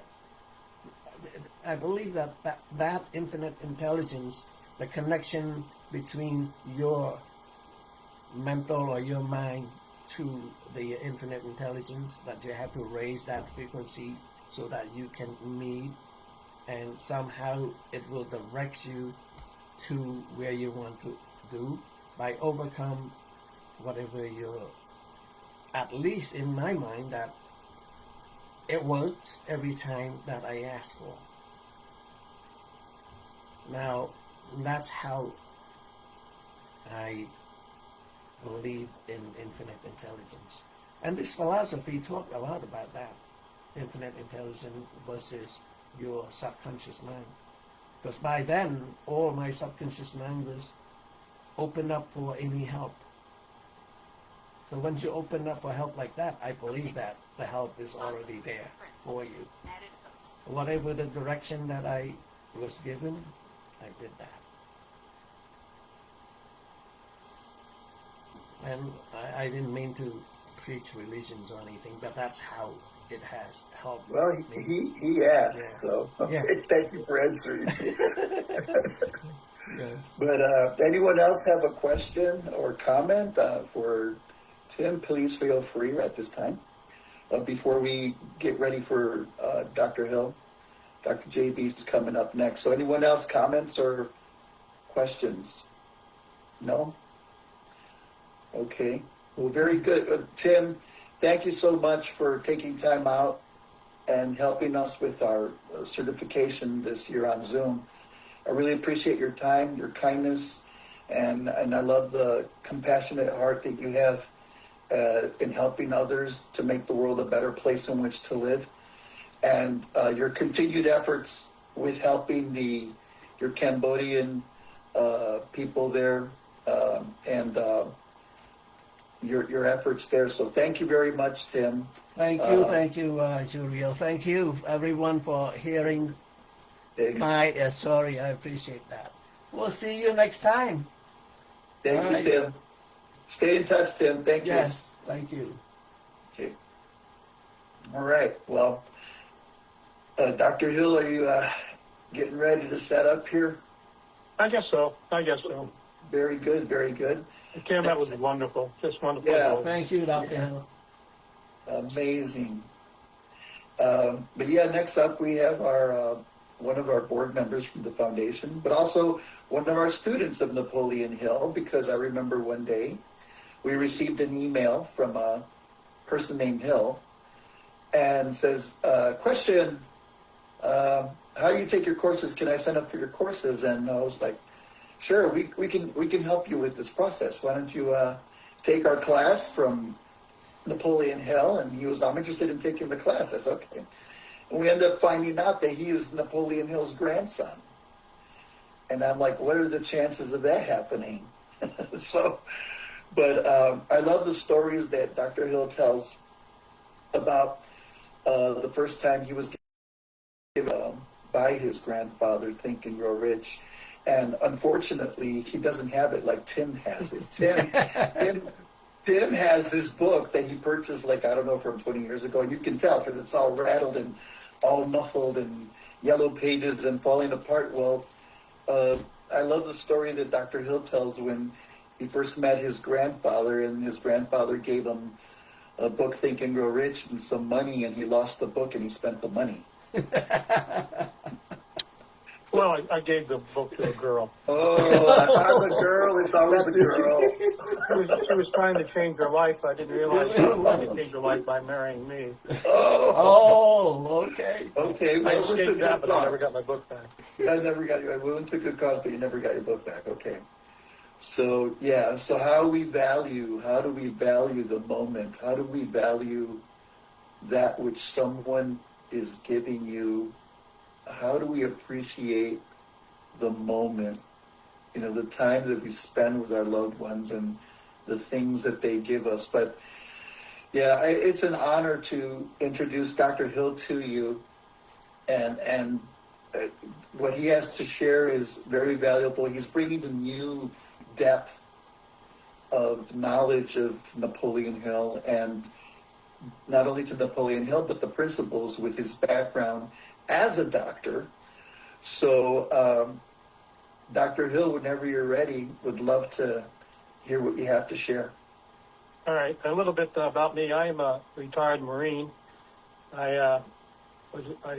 Before I was a Marine, I was a merchant seaman on cargo ships. And I was drafted in the Marine Corps, went in as a private, came out a major 26 years later. Along the way, I picked up degrees in mechanical engineering, a master's in mathematics. And then after I retired, I did prerequisites and went to medical school. And it's because I went to medical school, I have a perspective that's different than most people have when they deal into this. Other people are coming along to my viewpoints right now. So that's where I come from. I don't know how the hell I end up with all those degrees. I just don't know. It just happened, And but so I'm kind of overeducated here. But it allowed me to read the papers behind the science behind Napoleon Hill. And the lecture I'm going to give this afternoon is on one of the principles, but because of the way I approach the principles, I cannot do it without first talking about neuroplasticity, the power of the mind. So I'm going to talk now about neuroplasticity. Okay. Any questions before I begin? Okay. I'm not able to see you when I do these things. I don't know why, but so how do I get to? I have to do a share. Right. Okay. And then I click on. Here it is. And then I go share a bit again. Yep. And now you see what I see, right? Yes. But I want to make it bigger. Good. Right. You're good. Don't I want to make it bigger? Yeah, make it bigger. Making it smaller. Yeah. Does that occupy the whole screen now? Most of it. Yes, hit that button up there on the, there. Now it's Yeah, there you go. very Okay. good. Yeah. All right. Thank you very much for your patience. I just learned how to do that. Kim taught me. She's been too nice with me this week teaching me this stuff. I didn't know you could do that. Okay. I'm going to talk about the mind today. I'm going to talk about neuroplasticity. I love this picture because it shows the mind as a vibrant living organ. It's just a beautiful picture. But anyway, I thought I'd put that out there. And did it work? Now, Men and Work, this is a quote by Napoleon Hill. He published it in 1930 in The Magic Ladder of Success. And he wrote, "Men and women search all their lives for fame and fortune, never realizing that the source of both lay within their own mind." Now, he searched all his life for the source of his power, but he didn't really understand it came out of the mind, even though he wrote these things. In fact, later on in life, he got metaphysical ones. He even talked about telepathy. He obviously talked about infinite intelligence. And the reason why he did that, in the 1950s, when he started talking that way, Albert Einstein had published his works and hypothesized the existence of something called ether. And it's spelled A-E-T-H-E-R. And ether is a substance that explained why light acted as a wave and as a particle. It acted as both things, a duality, I guess. And he thought that ether existed and connected everything in the universe to everything else. And Napoleon, of course, if everything's connected to everything else, why isn't there? Why can't there be telepathy? Why can't you have a connection to infinite intelligence? So he got metaphysical, but he never really lost sight at the same time about what he wrote in 1930, when he realized that we're genetically engineered for success. He realized that when he wrote that. He knew what worked, but he never figured out why. But today, we know why it works, and I'm going to tell you. You can think of the subconscious mind as an iceberg. And 90% of it is below the water, as you can see there. The conscious mind and the unconscious mind are the two parts of the full mind, of course. The unconscious mind has the greatest influence on our lives. It's 90% below the water. It controls everything we do. And it controls emotional intelligence, which Kelly talked about yesterday. And we're like the top of that iceberg over there. That's the cognitive part of the mind. The unconscious mind generates fear to protect us. That's why it generates fear. It can also do harm. Imagine if you wanted to speak before audiences. All right, you're afraid. You're afraid of forgetting what you're going to say. You're afraid you're going to mix up your words. And because you're afraid, the body responds by trying to keep you from doing that. So you start sweating. If a bear jumps out in the woods behind you and you sweat, so the claws could slip off of you and you might excrete some odors and other things. So to distract the bear from you. So your body reacts to this fear, and it does that because it's trying to protect you from that danger. The subconscious mind is perfectly content to risk nothing, and to do nothing, and to accomplish nothing. And when the subconscious mind is ruling you, you drift through life. You drift through life. Fortunately, our subconscious mind is subject to the conscious mind. It can take over. And it can force the subconscious mind to do other things. But given a safe environment, the unconscious mind will drift through life. It fears change. It's not rational. That part below the water on that iceberg is not conscious. It gets better As we age and we add experience to life, so you can do experience, you have experience-based knowledge, but most of the time it's influenced by factors around it, such as opinion. It's not rational, and it makes bad decisions time after time again. The reasons for so many errors in judgment is, of course, that it's content with opinion. It leaves the conscious mind with the task of accurate thinking. Accurate thinking, the conscious mind does. So the conscious mind provides awareness, accesses memories, and creates fantasies, and it recognizes feelings and sensation. It also functions to direct the subconscious mind. You can think of the subconscious mind, the conscious mind as an autopilot, and the conscious mind as the pilot that directs and overrides the subconscious mind. So another way to think of that, of course, is as the elephant. The emotional intelligence is the big elephant in the room. That's the subconscious mind. And that the person sitting on top of that elephant trying to guide the elephant is the conscious mind. Conscious mind shapes the unconscious mind into a structure that facilitates activity. The activity can be good, and it can be bad, and it can be positive and negative. What did Napoleon Hill say about the mind? He said it was the only thing that you have complete and absolute control over. He said that. And therefore, your thoughts, good and bad, positive and negative, are under the control of your conscious mind. How does it do this? It does this by taking advantage of the brain's neuroplasticity, or its reticular activating system. I'm not going to talk about the reticular activating system today. That's called the RAS. That's a different lecture. But over here, you see the picture of the brain there? That orangey thing in the middle is the brain stem, and that's the most primitive part of the brain, and it does the automatic functionings of your body. It directs your kidneys and your pancreas. It does, it stimulates and controls the body itself. It also interacts with the rest of the brain, particularly the prefrontal cortex, which is where we think from, and that's what we actually part of the brain that we think of as the conscious mind. So neuroplasticity is the brain's ability to rewire itself. That's what it is. Now, how does it do this? These are nice picture of somebody's picture idea of what neurons look like. The little bright things that you see there are cells, and then you have connections between the cells, and those are neuronal connections. And I'll give you an example. Suppose I think of my wife. It might be this neuron and this neuron and this neuron, and you see how they're connected together? And then I think of my wife walking. Okay, it might be this one and this one and this one over here. Okay, so these neurons connect in various ways, and as they connect, they allow us to generate a thought. Okay, that's how it works. So when they think a thought for the first time, these neurons are bundled together, are combined together into bundles, and those bundles form a pathway that facilitate that thought. And when we stop thinking that thought, okay, the bundles unravel. However, you repeat that thought over and over and over again.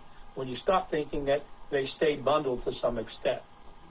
Okay, they're ready for you to use. It becomes sort of a thought habit.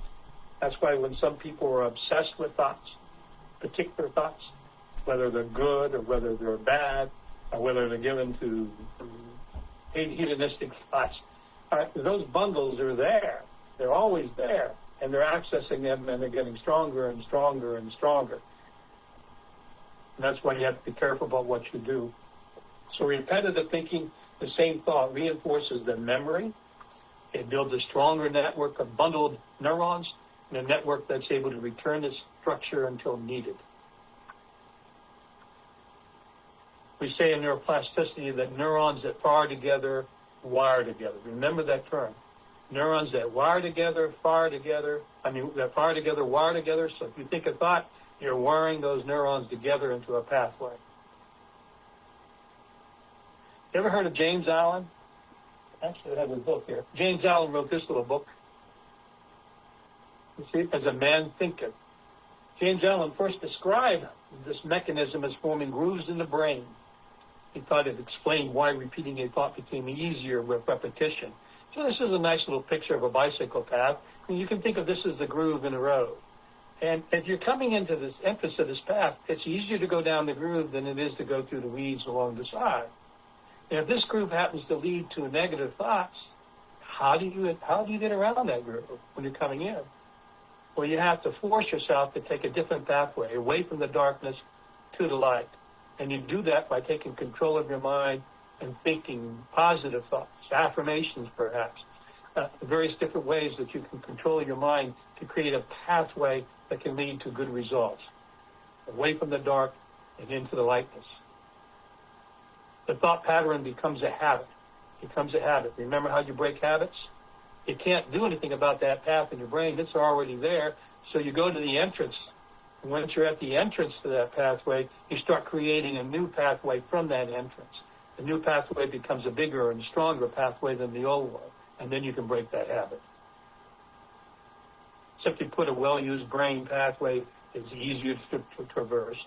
And that's why it's particularly important to harbor positive and not negative thoughts. Orson Swett Martin. Never hear of Orson Swett Martin? Anybody's reading this literature has heard about him.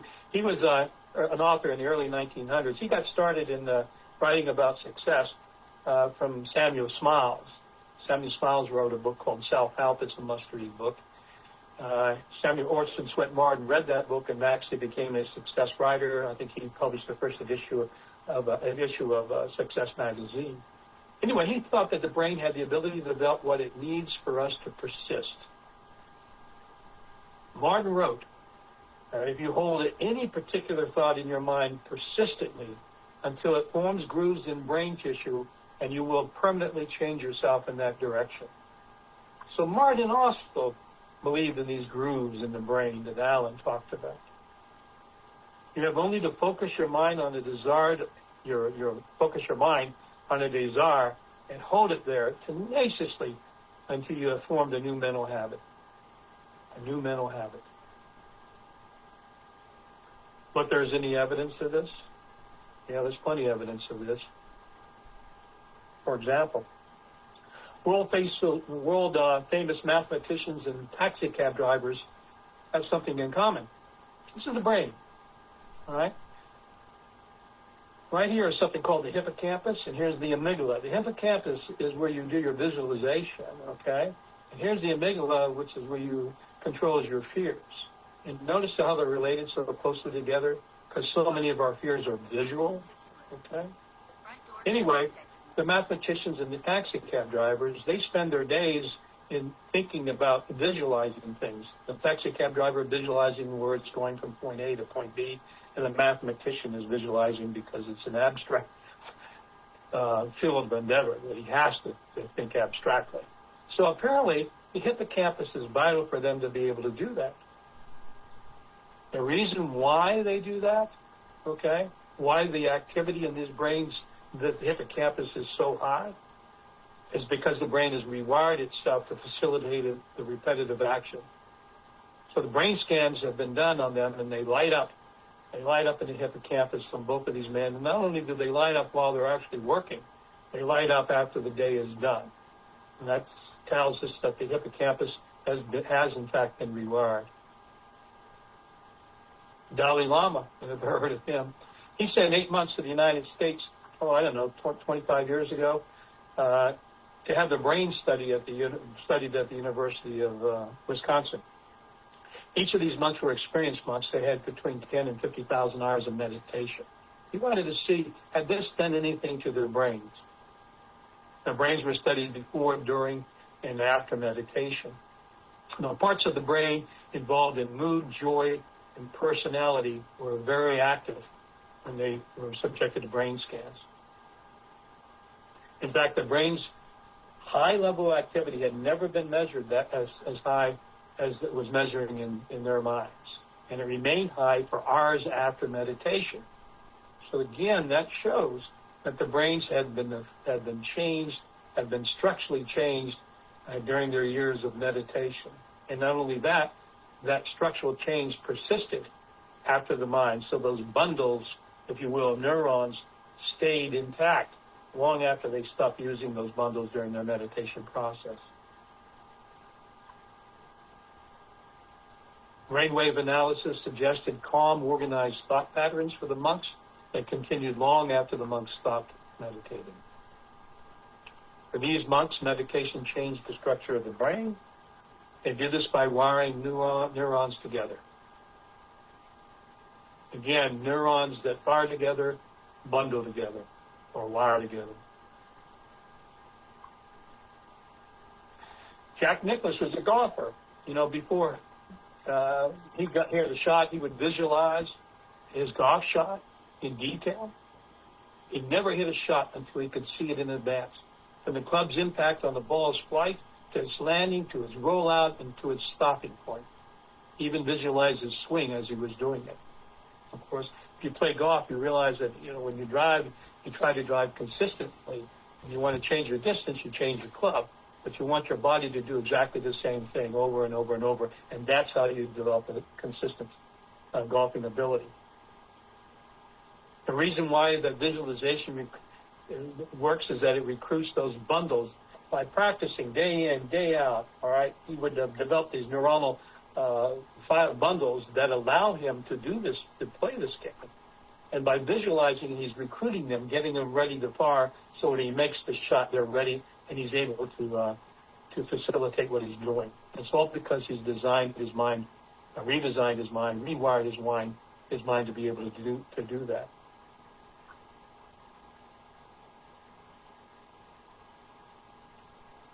When a violinist plays, brain scans indicate which part of the brain controls the fingers of the left hand. The left hand's going like that. And so they know exactly what part of the brain is firing when the left hand is being used. However, when the violinist just picks up a sheet of music to read, doesn't even have a violin in their hand, the same part of the brain that controls the left fingers, the fingers of the left hand, will light up. This shows that years of practice have bundled neurons together to make something that's hard to do easy to do, at least for her. Here's a nice picture of the brain. You see the prefrontal cortex on the left-hand side, right here. This is what we think of the cognitive part of the brain. This is your egos in this particular part of the brain. All right, and down here you see something called the ventral tegmental area. And the prefrontal cortex has this bundle, this wire going to it. So that shows you that when you think certain thoughts, you can stimulate this particular area of the brain. What's nice about this particular area of the brain is that it happens to be a reward center of the brain. So bundled neurons leading from the prefrontal cortex go right to their reward center, and they're associated with joy and happiness. Why are they associated with joy and happiness? Well, this particular area of the brain, the reward center, is very, very, very primitive part of the brain, and rewarded us whenever we did something that helped us survive. And if a guy is walking down the street and sees a pretty girl, all right, he might stimulate that area of the brain, and the endorphins will come in, and he'll have a mental and physiological response. Okay. Heartfelt gratitude. Heartfelt gratitude stimulates that. I remember a time when I was sitting at home, and I studied this recently. And I was watching my kids play. My son was on the floor playing with trucks. My daughter was over on the computer, and my wife was behind me puttering around in the kitchen. And I'm a resident at the time in medical school. And I'm thinking about all the joys, all the things, the benefits I have. I don't have any problems in the world, and I'm surrounded by people I love, and I'm looking at them, each one of them with love in my heart. And all of a sudden, I was flooded with endorphins and felt this incredible joy. And I realized it because I'd just been studying this thing, that I was stimulating this area of the brain, the reward center of the brain, and that was causing me to experience the joy that I was felt, just like the monks did.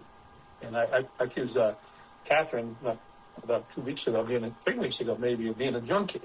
And the reason being is that she's full of enthusiasm, and she's full of joy in her heart. And she spends her whole day like that. So I figure she's self-medicated herself.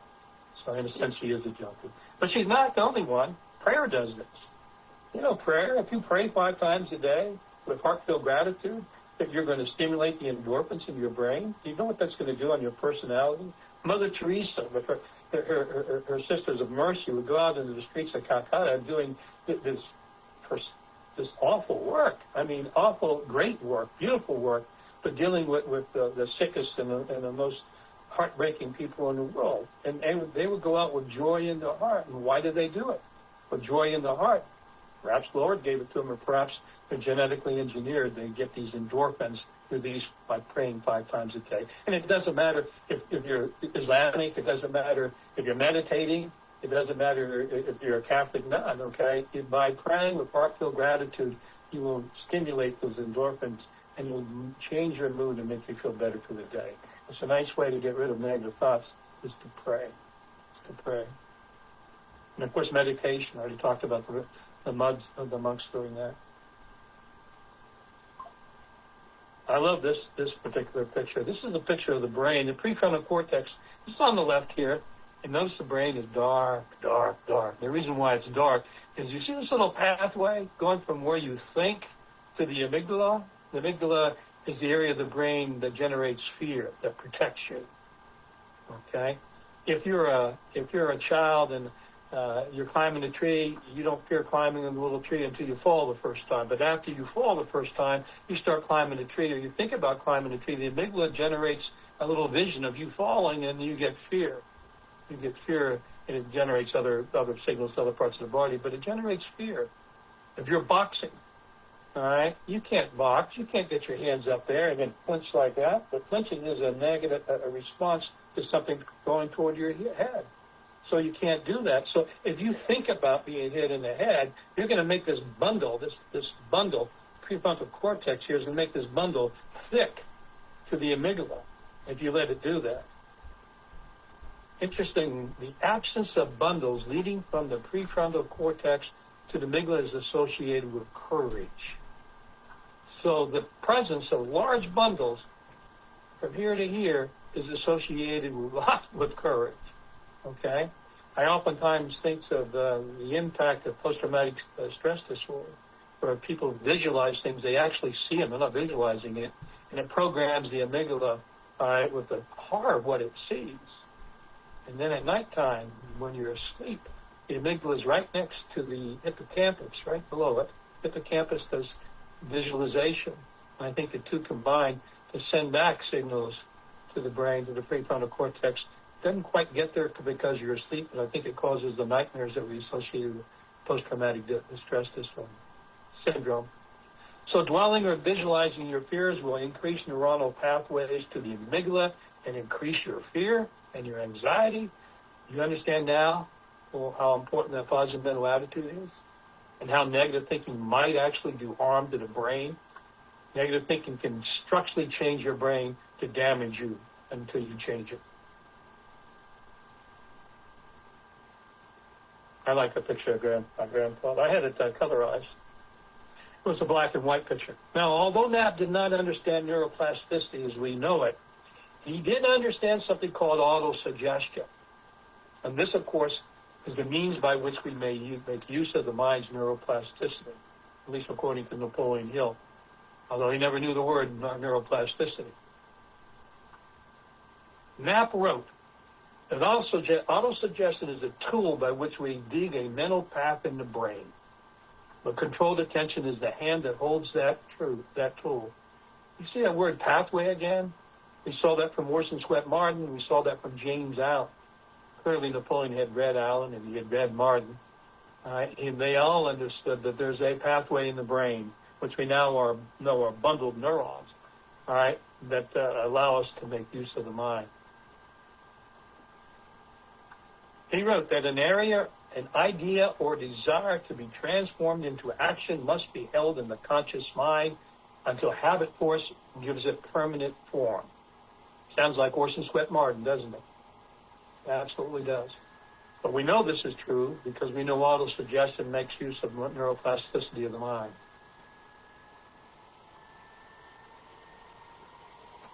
Now, Napoleon Hill, and I'm quoting here, he wrote, imprint your definite major purpose on your subconscious mind using controlled attention. What's controlled attention? It's mind discipline. What's controlled attention? It's mind discipline. Mind discipline is self-discipline and thought. But anyway, imprint your definite major purpose on your subconscious mind using controlled attention, accurate thinking. Obviously, you want to put a good, an accurate rendition of your definite major purpose, understand what that is, and applied faith mixed with emotion. He often talked about when you do your imprinting, do it with emotion. Think about things. If your desire is for riches, thinking about piles of money isn't going to get you there. All right, but if you think about what you can do with piles of money, how you can help other people, how you can go back to Cambodia and help the people of Cambodia that need it because you have the means and the will to do that and the desire to do that.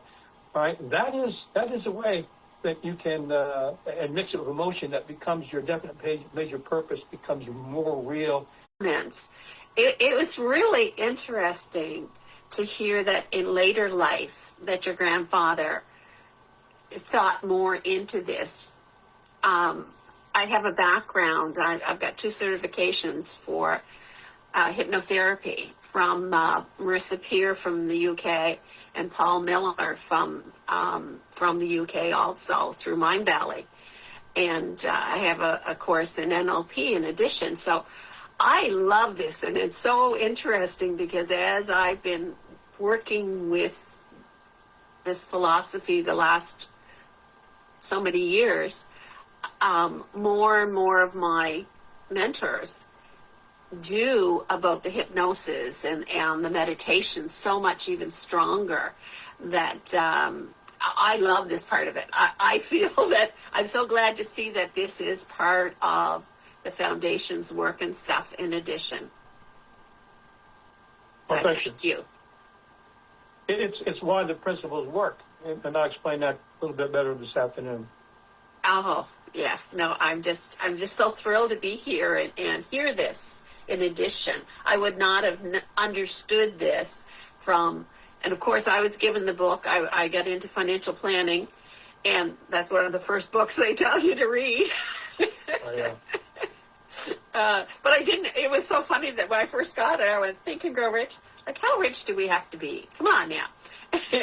And because I'm more on the emotional side, what we can do, I have no aspirations to be a billionaire unless I had the money to do it for something else. Do I need $1 billion? No.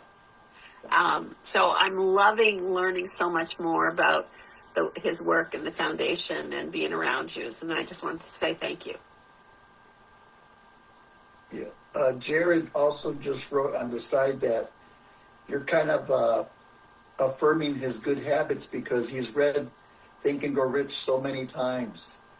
So the more you put that positive message into your mind, the more it's going to stick with you and enforce that. So Jared just said that he appreciates you're affirming him, like that habit of doing the right things, doing positive things, reading Think and Grow Rich over and over and over and over again, and making those connections in your brain.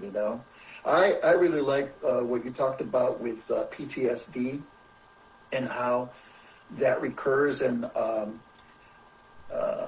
one thing that I heard that helps with PTSD is what you suggested is making new pathways, right? And strengthening those bundles. And one way that I think I've found that someone else suggested was guided imagery or guided meditation helps a lot of people with PTSD. So they have like someone guiding them like through a forest and finding a little lake, and then down at the bottom of the lake they found someone that can help them. And, oh yes. Yeah, so it's very powerful, and so it kind of redirecting, not to go down the path that they usually take, but taking a new path. So that's very, very good point. And I like the way you showed that illustration of it strengthening, and you can weaken the bad ones and strengthen the good ones. Yeah. Anyone else? Comments? I have a comment and 2 questions.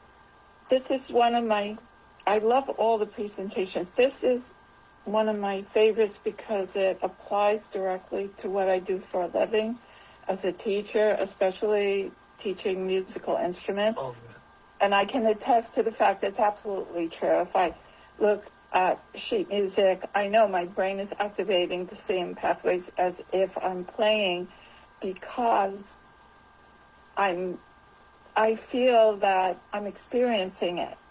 I can see and feel every single finger motion down to the last detail.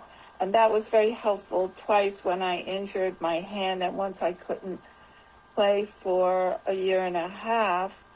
And then I recovered and I had learned a lot studying outside of the instrument being in my hands. And I learned all this orchestra music, which I was then able to play in an orchestra without having practiced it directly. And I also studied with a behavioral psychologist and worked with him.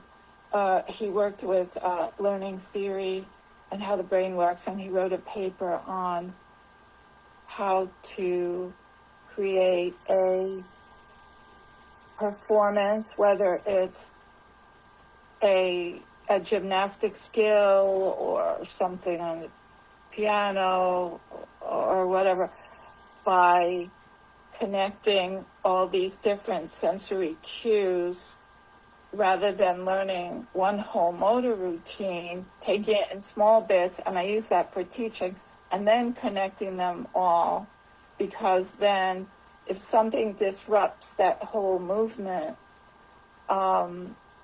you have all these, I guess it must be, separate little connections and then a big one? I don't know how that works. It's like when you memorize the speech, you memorize little doors, you're walking down the hall and you go to this door, the next door, and the next door.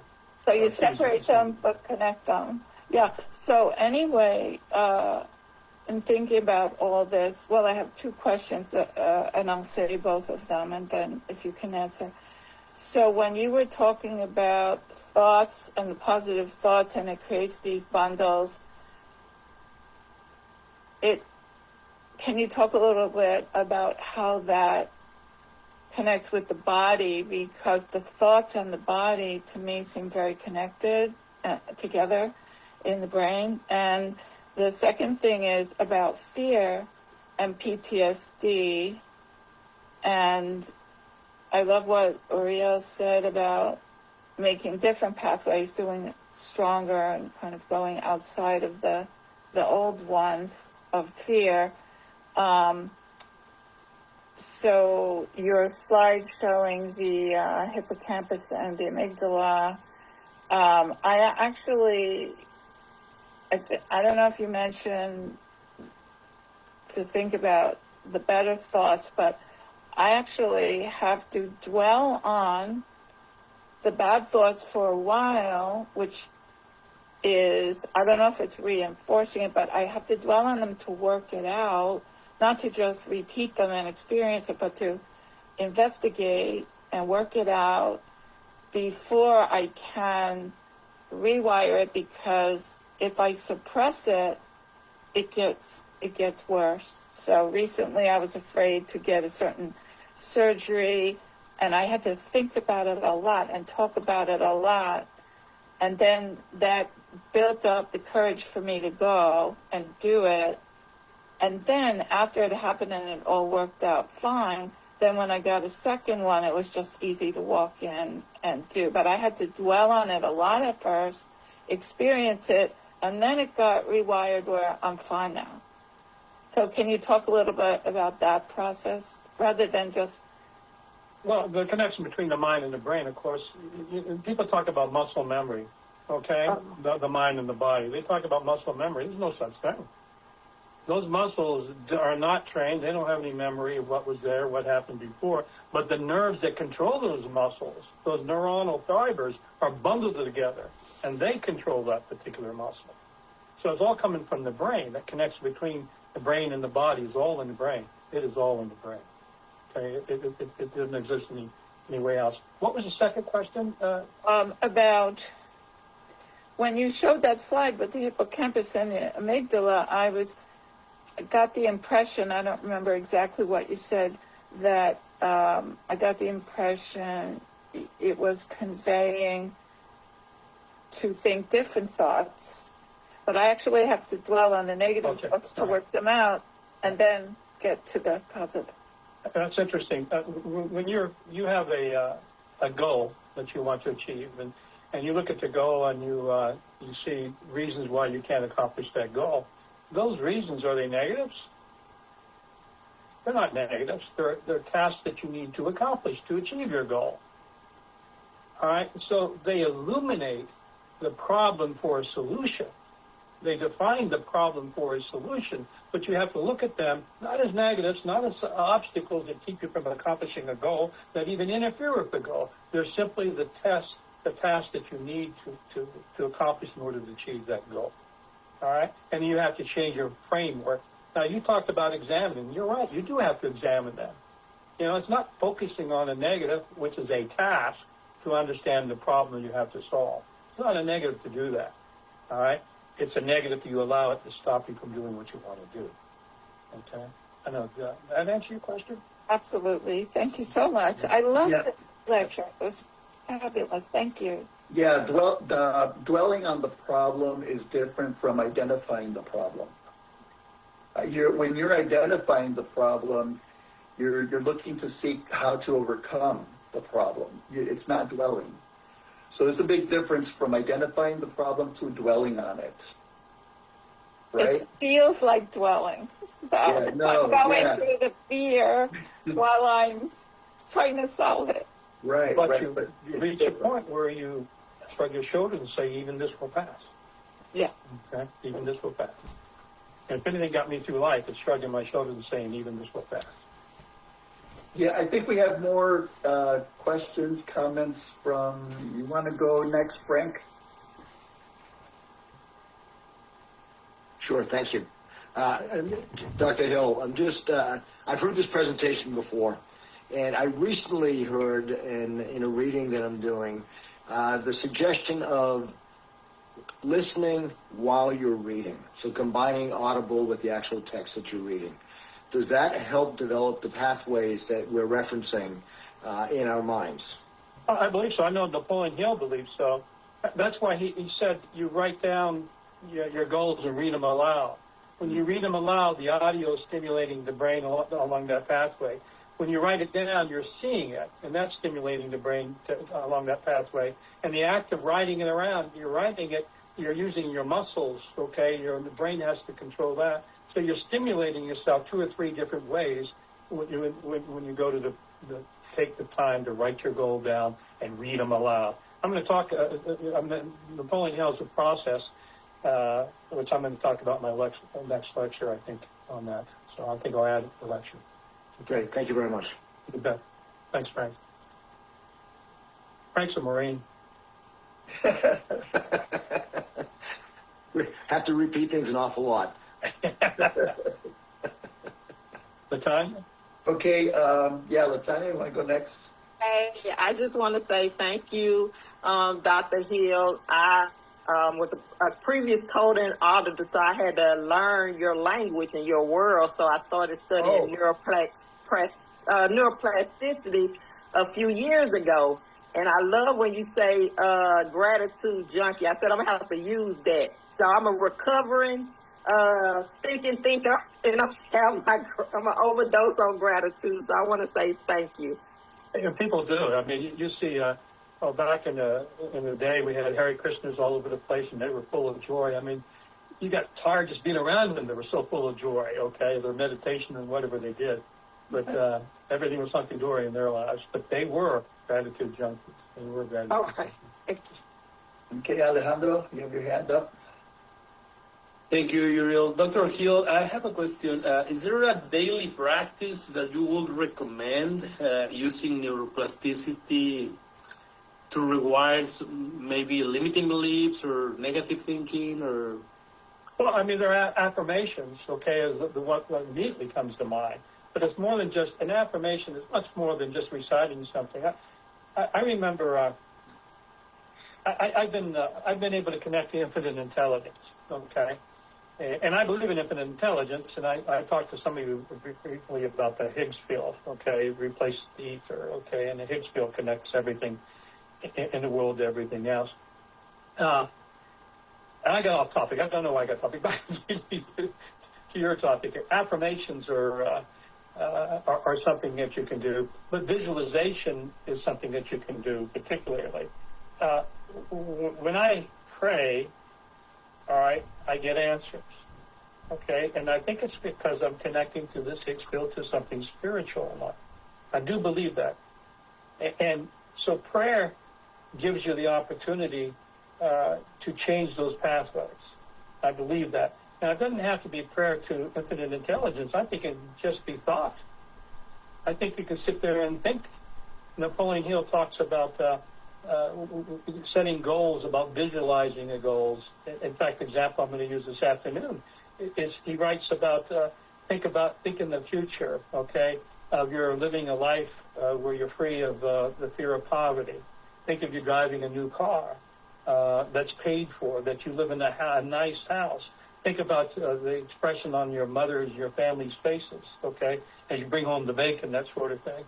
So it's a matter of creating images that are joyful, all right, that direct pathways toward that area, and constantly looking toward things like that. That's why I think in definite major purposes that are oriented toward emotional things are the best.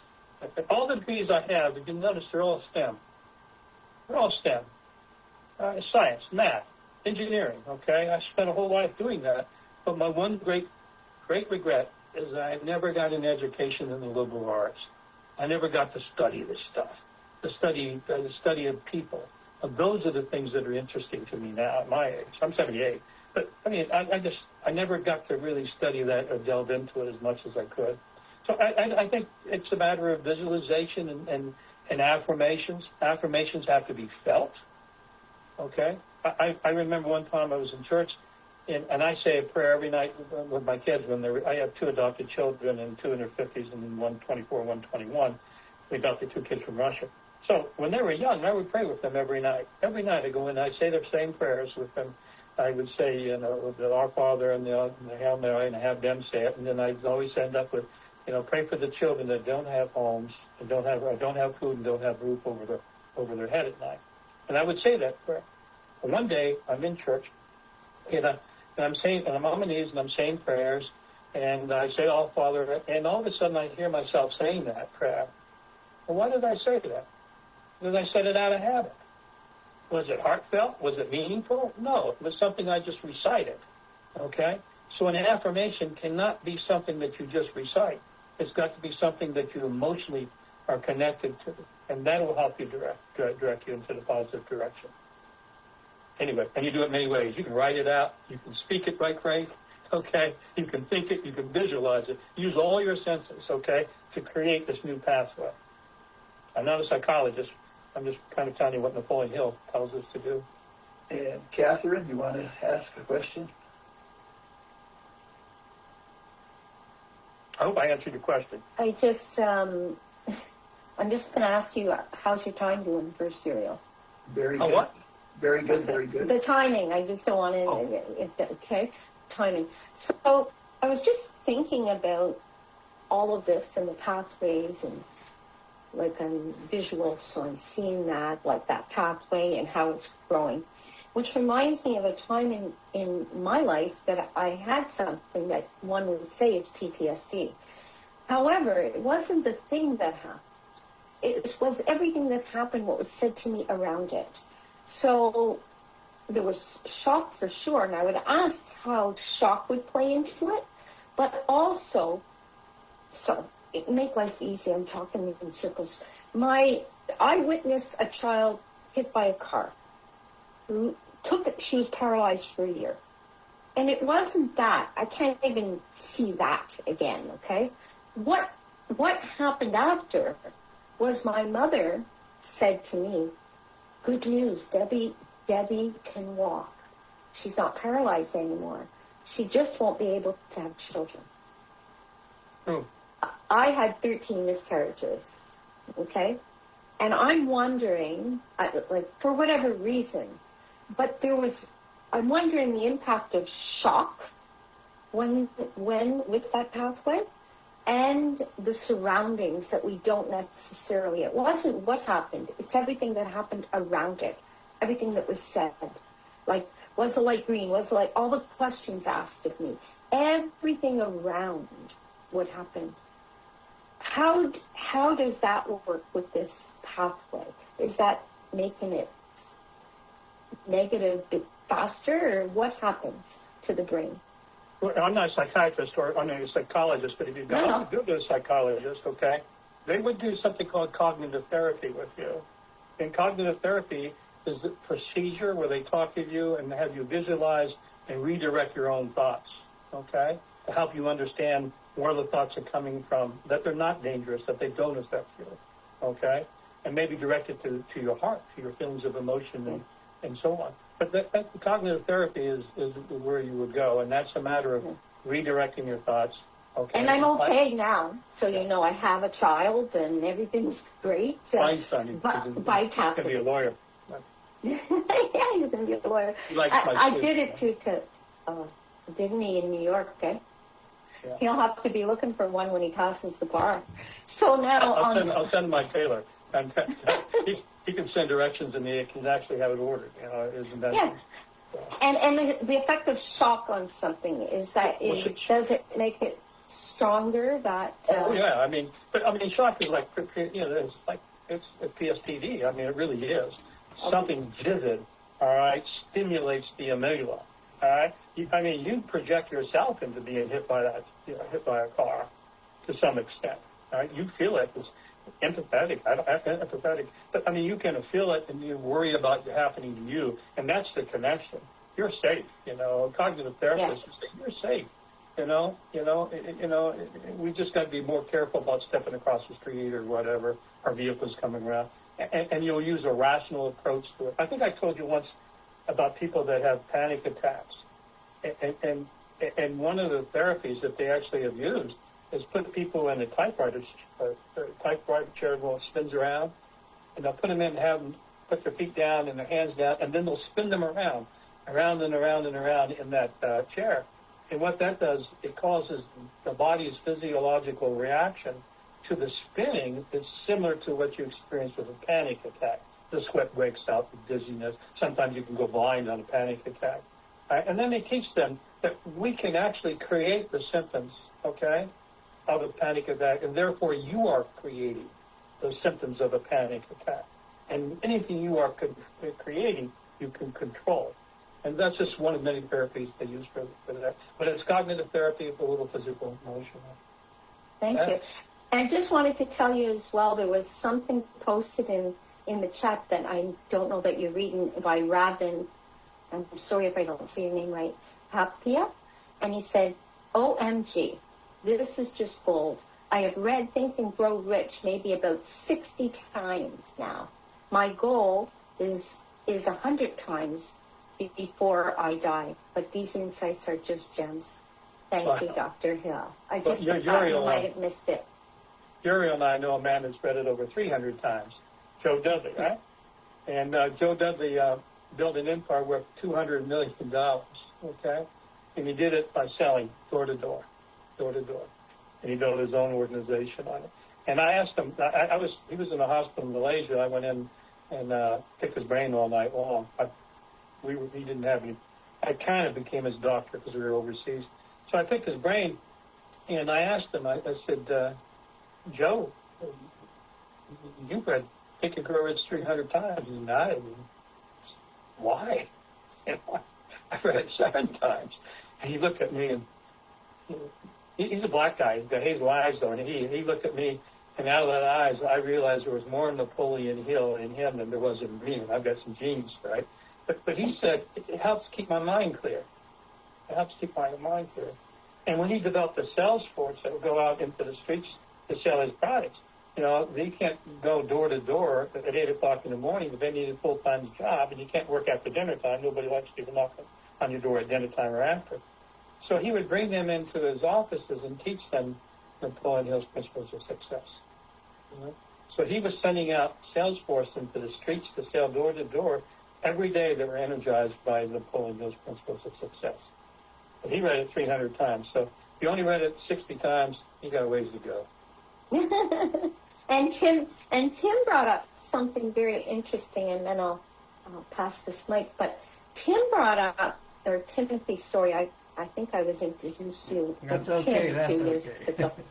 And one of the things that he brought up, I appreciate how he studies it. One word, one sentence, one paragraph, one page. Like, I think that he really is, like, in the application of it, which you always teach. And I appreciate that is what I do with Think and Grow Rich. So thank you. You mentioned Joe Dudley.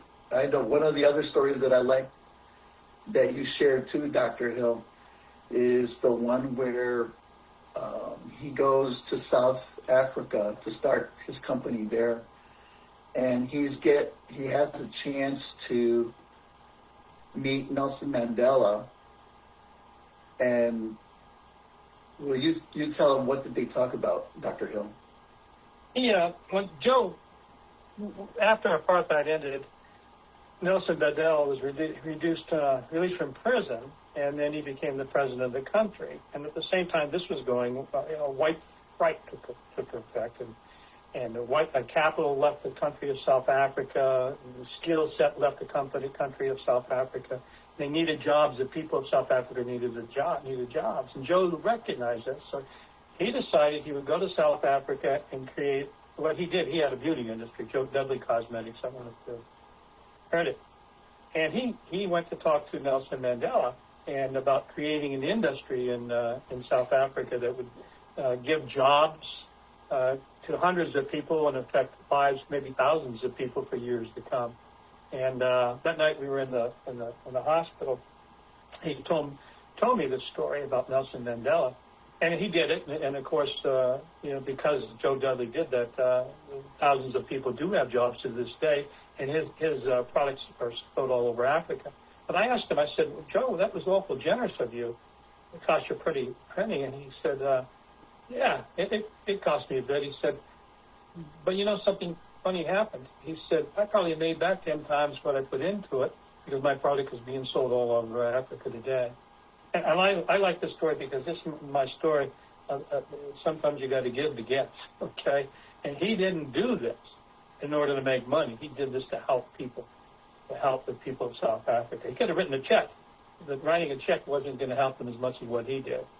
And he said there was no beauty industry in South Africa before he went there. I've been to South Africa during apartheid. Interesting. Yeah, and then he asked them, it's like, really, you got to meet Nelson Mandela? That's amazing. 4 hours, suspect. 4 hours, and he said, so what did you guys talk about? Oh, yeah. And Joe Dudley says, hair products. And I was like, oh, wow. And I'm like, talk about a man staying on his definite major purpose, I mean, that's what he was about. That was his life about, the hair products to help people. Joe died about 2 years ago. 7,000 people came to his funeral, and there's so many cars showed up. They had the state police actually had to get on the interstate and direct traffic for him. And that's the kind of man Joe Dudley was. You were able to go, right? I didn't go to his funeral. No, I wasn't able to go. I went to his 80th birthday party. 80th birthday party, yeah. You went. That's okay. Yeah, he had. I brought a check from the Napoleon Hill Foundation. It had been signed by Napoleon Hill. It was we have a bunch of them. We sell them actually for which we donate to various causes. But so I brought him that as a gift from the foundation, and he told the story about me putting him in the hospital in Malaysia that I facilitated. He had a heart problem, and he actually he was stented. The next day he had 2 stents put in, and I mean he was about ready to go, poor guy. And we got ready to check out, and they didn't recognize it was credit card, so I paid the bill for him. So he paid me back, of course. Then we joked out. But we got so at this dinner, there were 500 people there. It was $1,000 a plate dinner for the people sitting up at the front table. And he put me up on that table. So I wanted to be in the audience with everyone else. But he put me up there on the table. And at this table, there are three black billionaires in this country. I mean, in the United States, billionaires who weren't athletics. They were business billionaires.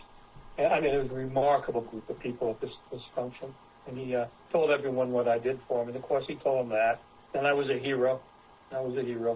But actually, I got so much from him that night in that hospital room in Malaysia.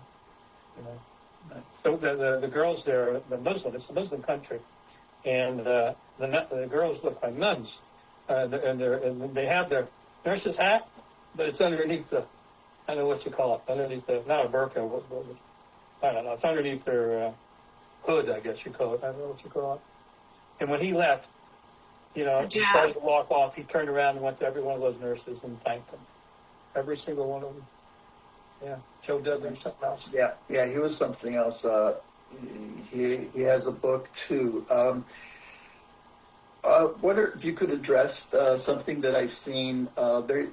They talk about these people who have Alzheimer's or some kind of deficiency in their brain, but then they put a piano in front of them and they play like they've never stopped playing ever before, or a guitar, and they just play like they have no problems at all. Can you explain that?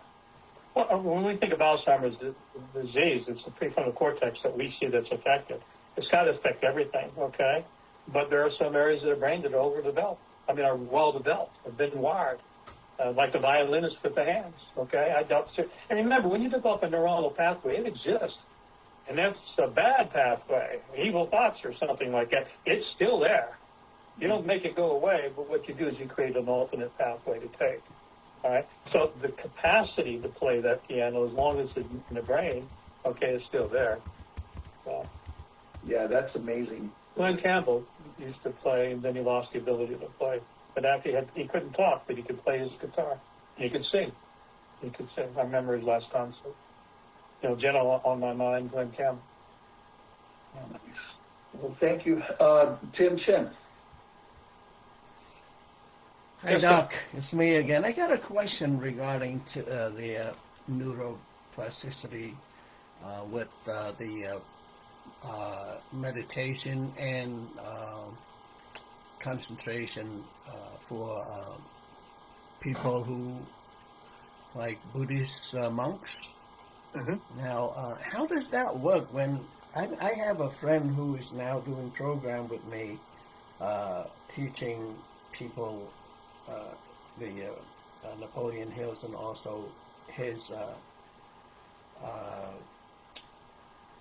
insight seeing from meditation, where when he had that program for 10 days, intensified his, I would say, concentration plus meditation and all that.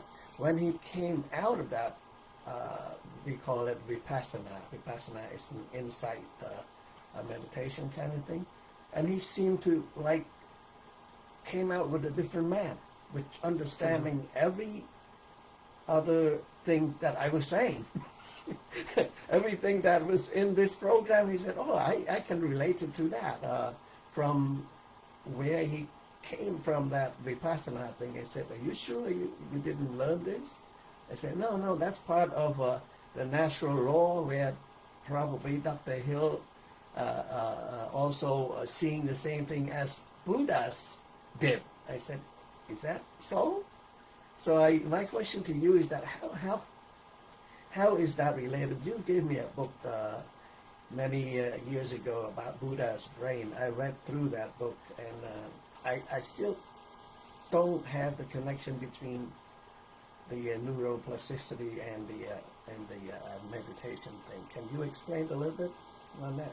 Oh, a little bit. All right. Now, this is, I'm not a professional, of course, in this area, but I can tell you this. For meditation, you cannot meditate without getting rid of external thoughts in your mind. Right.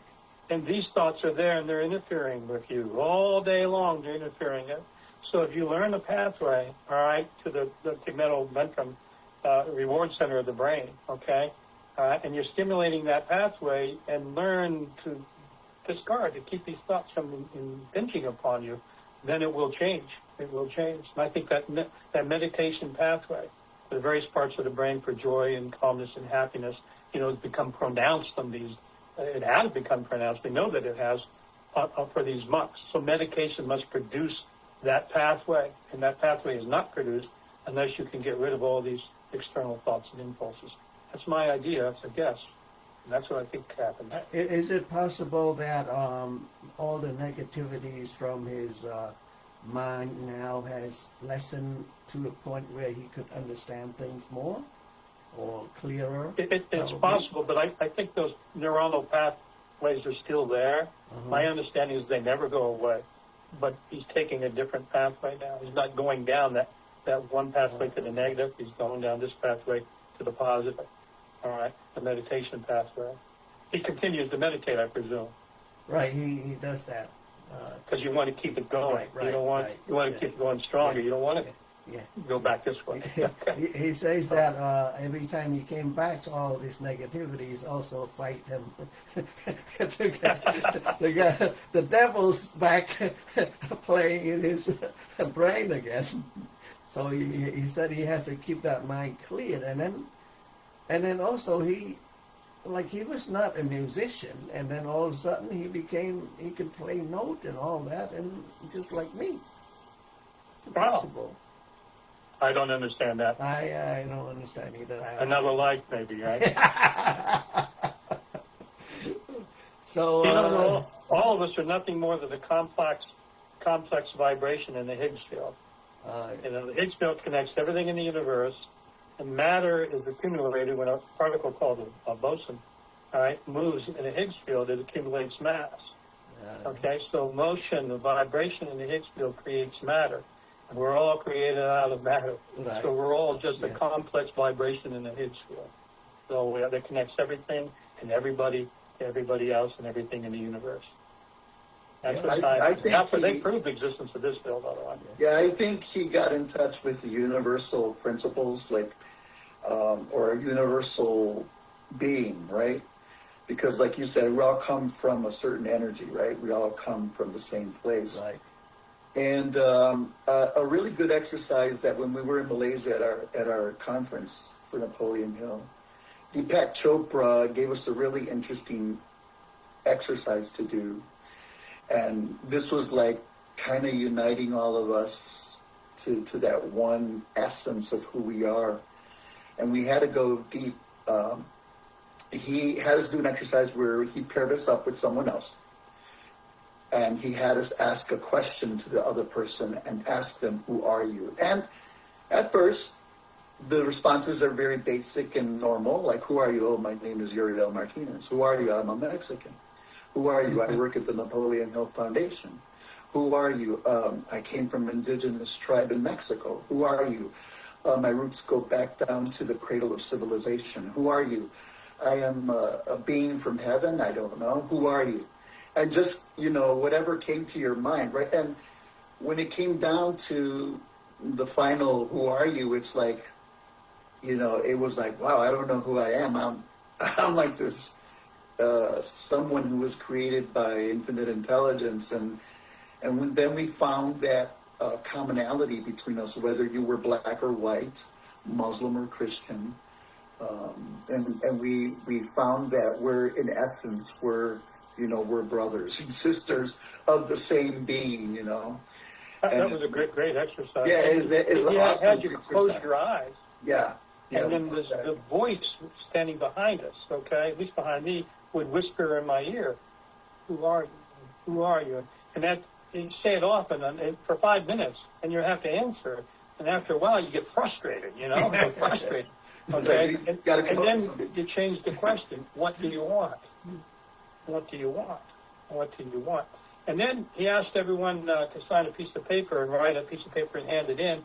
And it said, in one word, describe what you experienced. In one word. All right? We handed it all in, and I don't know what he did with them, but he told us, he said, if I get this right, if I'm wrong, stop me upside the head here, but he said the most common word. I mean, he said, first off, nobody knows who they are, and nobody knows what they want. Okay. He said, but explain the experience. Okay. And it was humanity. You know, I mean, a oneness of people. We're all the same. Okay. And you experience that frustration. You don't know who you are. You don't know what you want, and we're all exactly the same. Okay. When it's deepest, it's a nice little exercise. Yeah. I saw people, we did it, and I saw people doing it again at beaches and other places after we did it. Wow. That was an awesome experience. That I also, when we were in Malaysia, we found out that Think and Grow Rich is banned because it's a Muslim country, and it has this chapter on sex transmutation. Oh. So because of the word sex in it. But it's published in Saudi Arabia now. Okay. Wow. It's published in Pakistan now. It's Yeah, published because it has a nice chapter there about Muhammad too, you know. So. Yeah, that was interesting. But we ran out of time. Does anyone else have a comment All before right. we go? We're over our time now, and we look forward to seeing you in the afternoon, if not. So you, Laura, can you have your hand up, and someone else? Laura Lee? No? Okay. I'll keep it for this afternoon. Okay, very good. Very good. Thank you. I love this topic. Good. So we'll see you this afternoon. Okay. Thank you. Bye-bye. All Have right. fun. Have a great day, everyone. Thank you. Thanks, there. Thank you, Good to see Kevin. you. All right. Right. Nice You seeing you too. again. Good to All see right. you. See you. Have a good one. All right. Bye, everyone. Bye.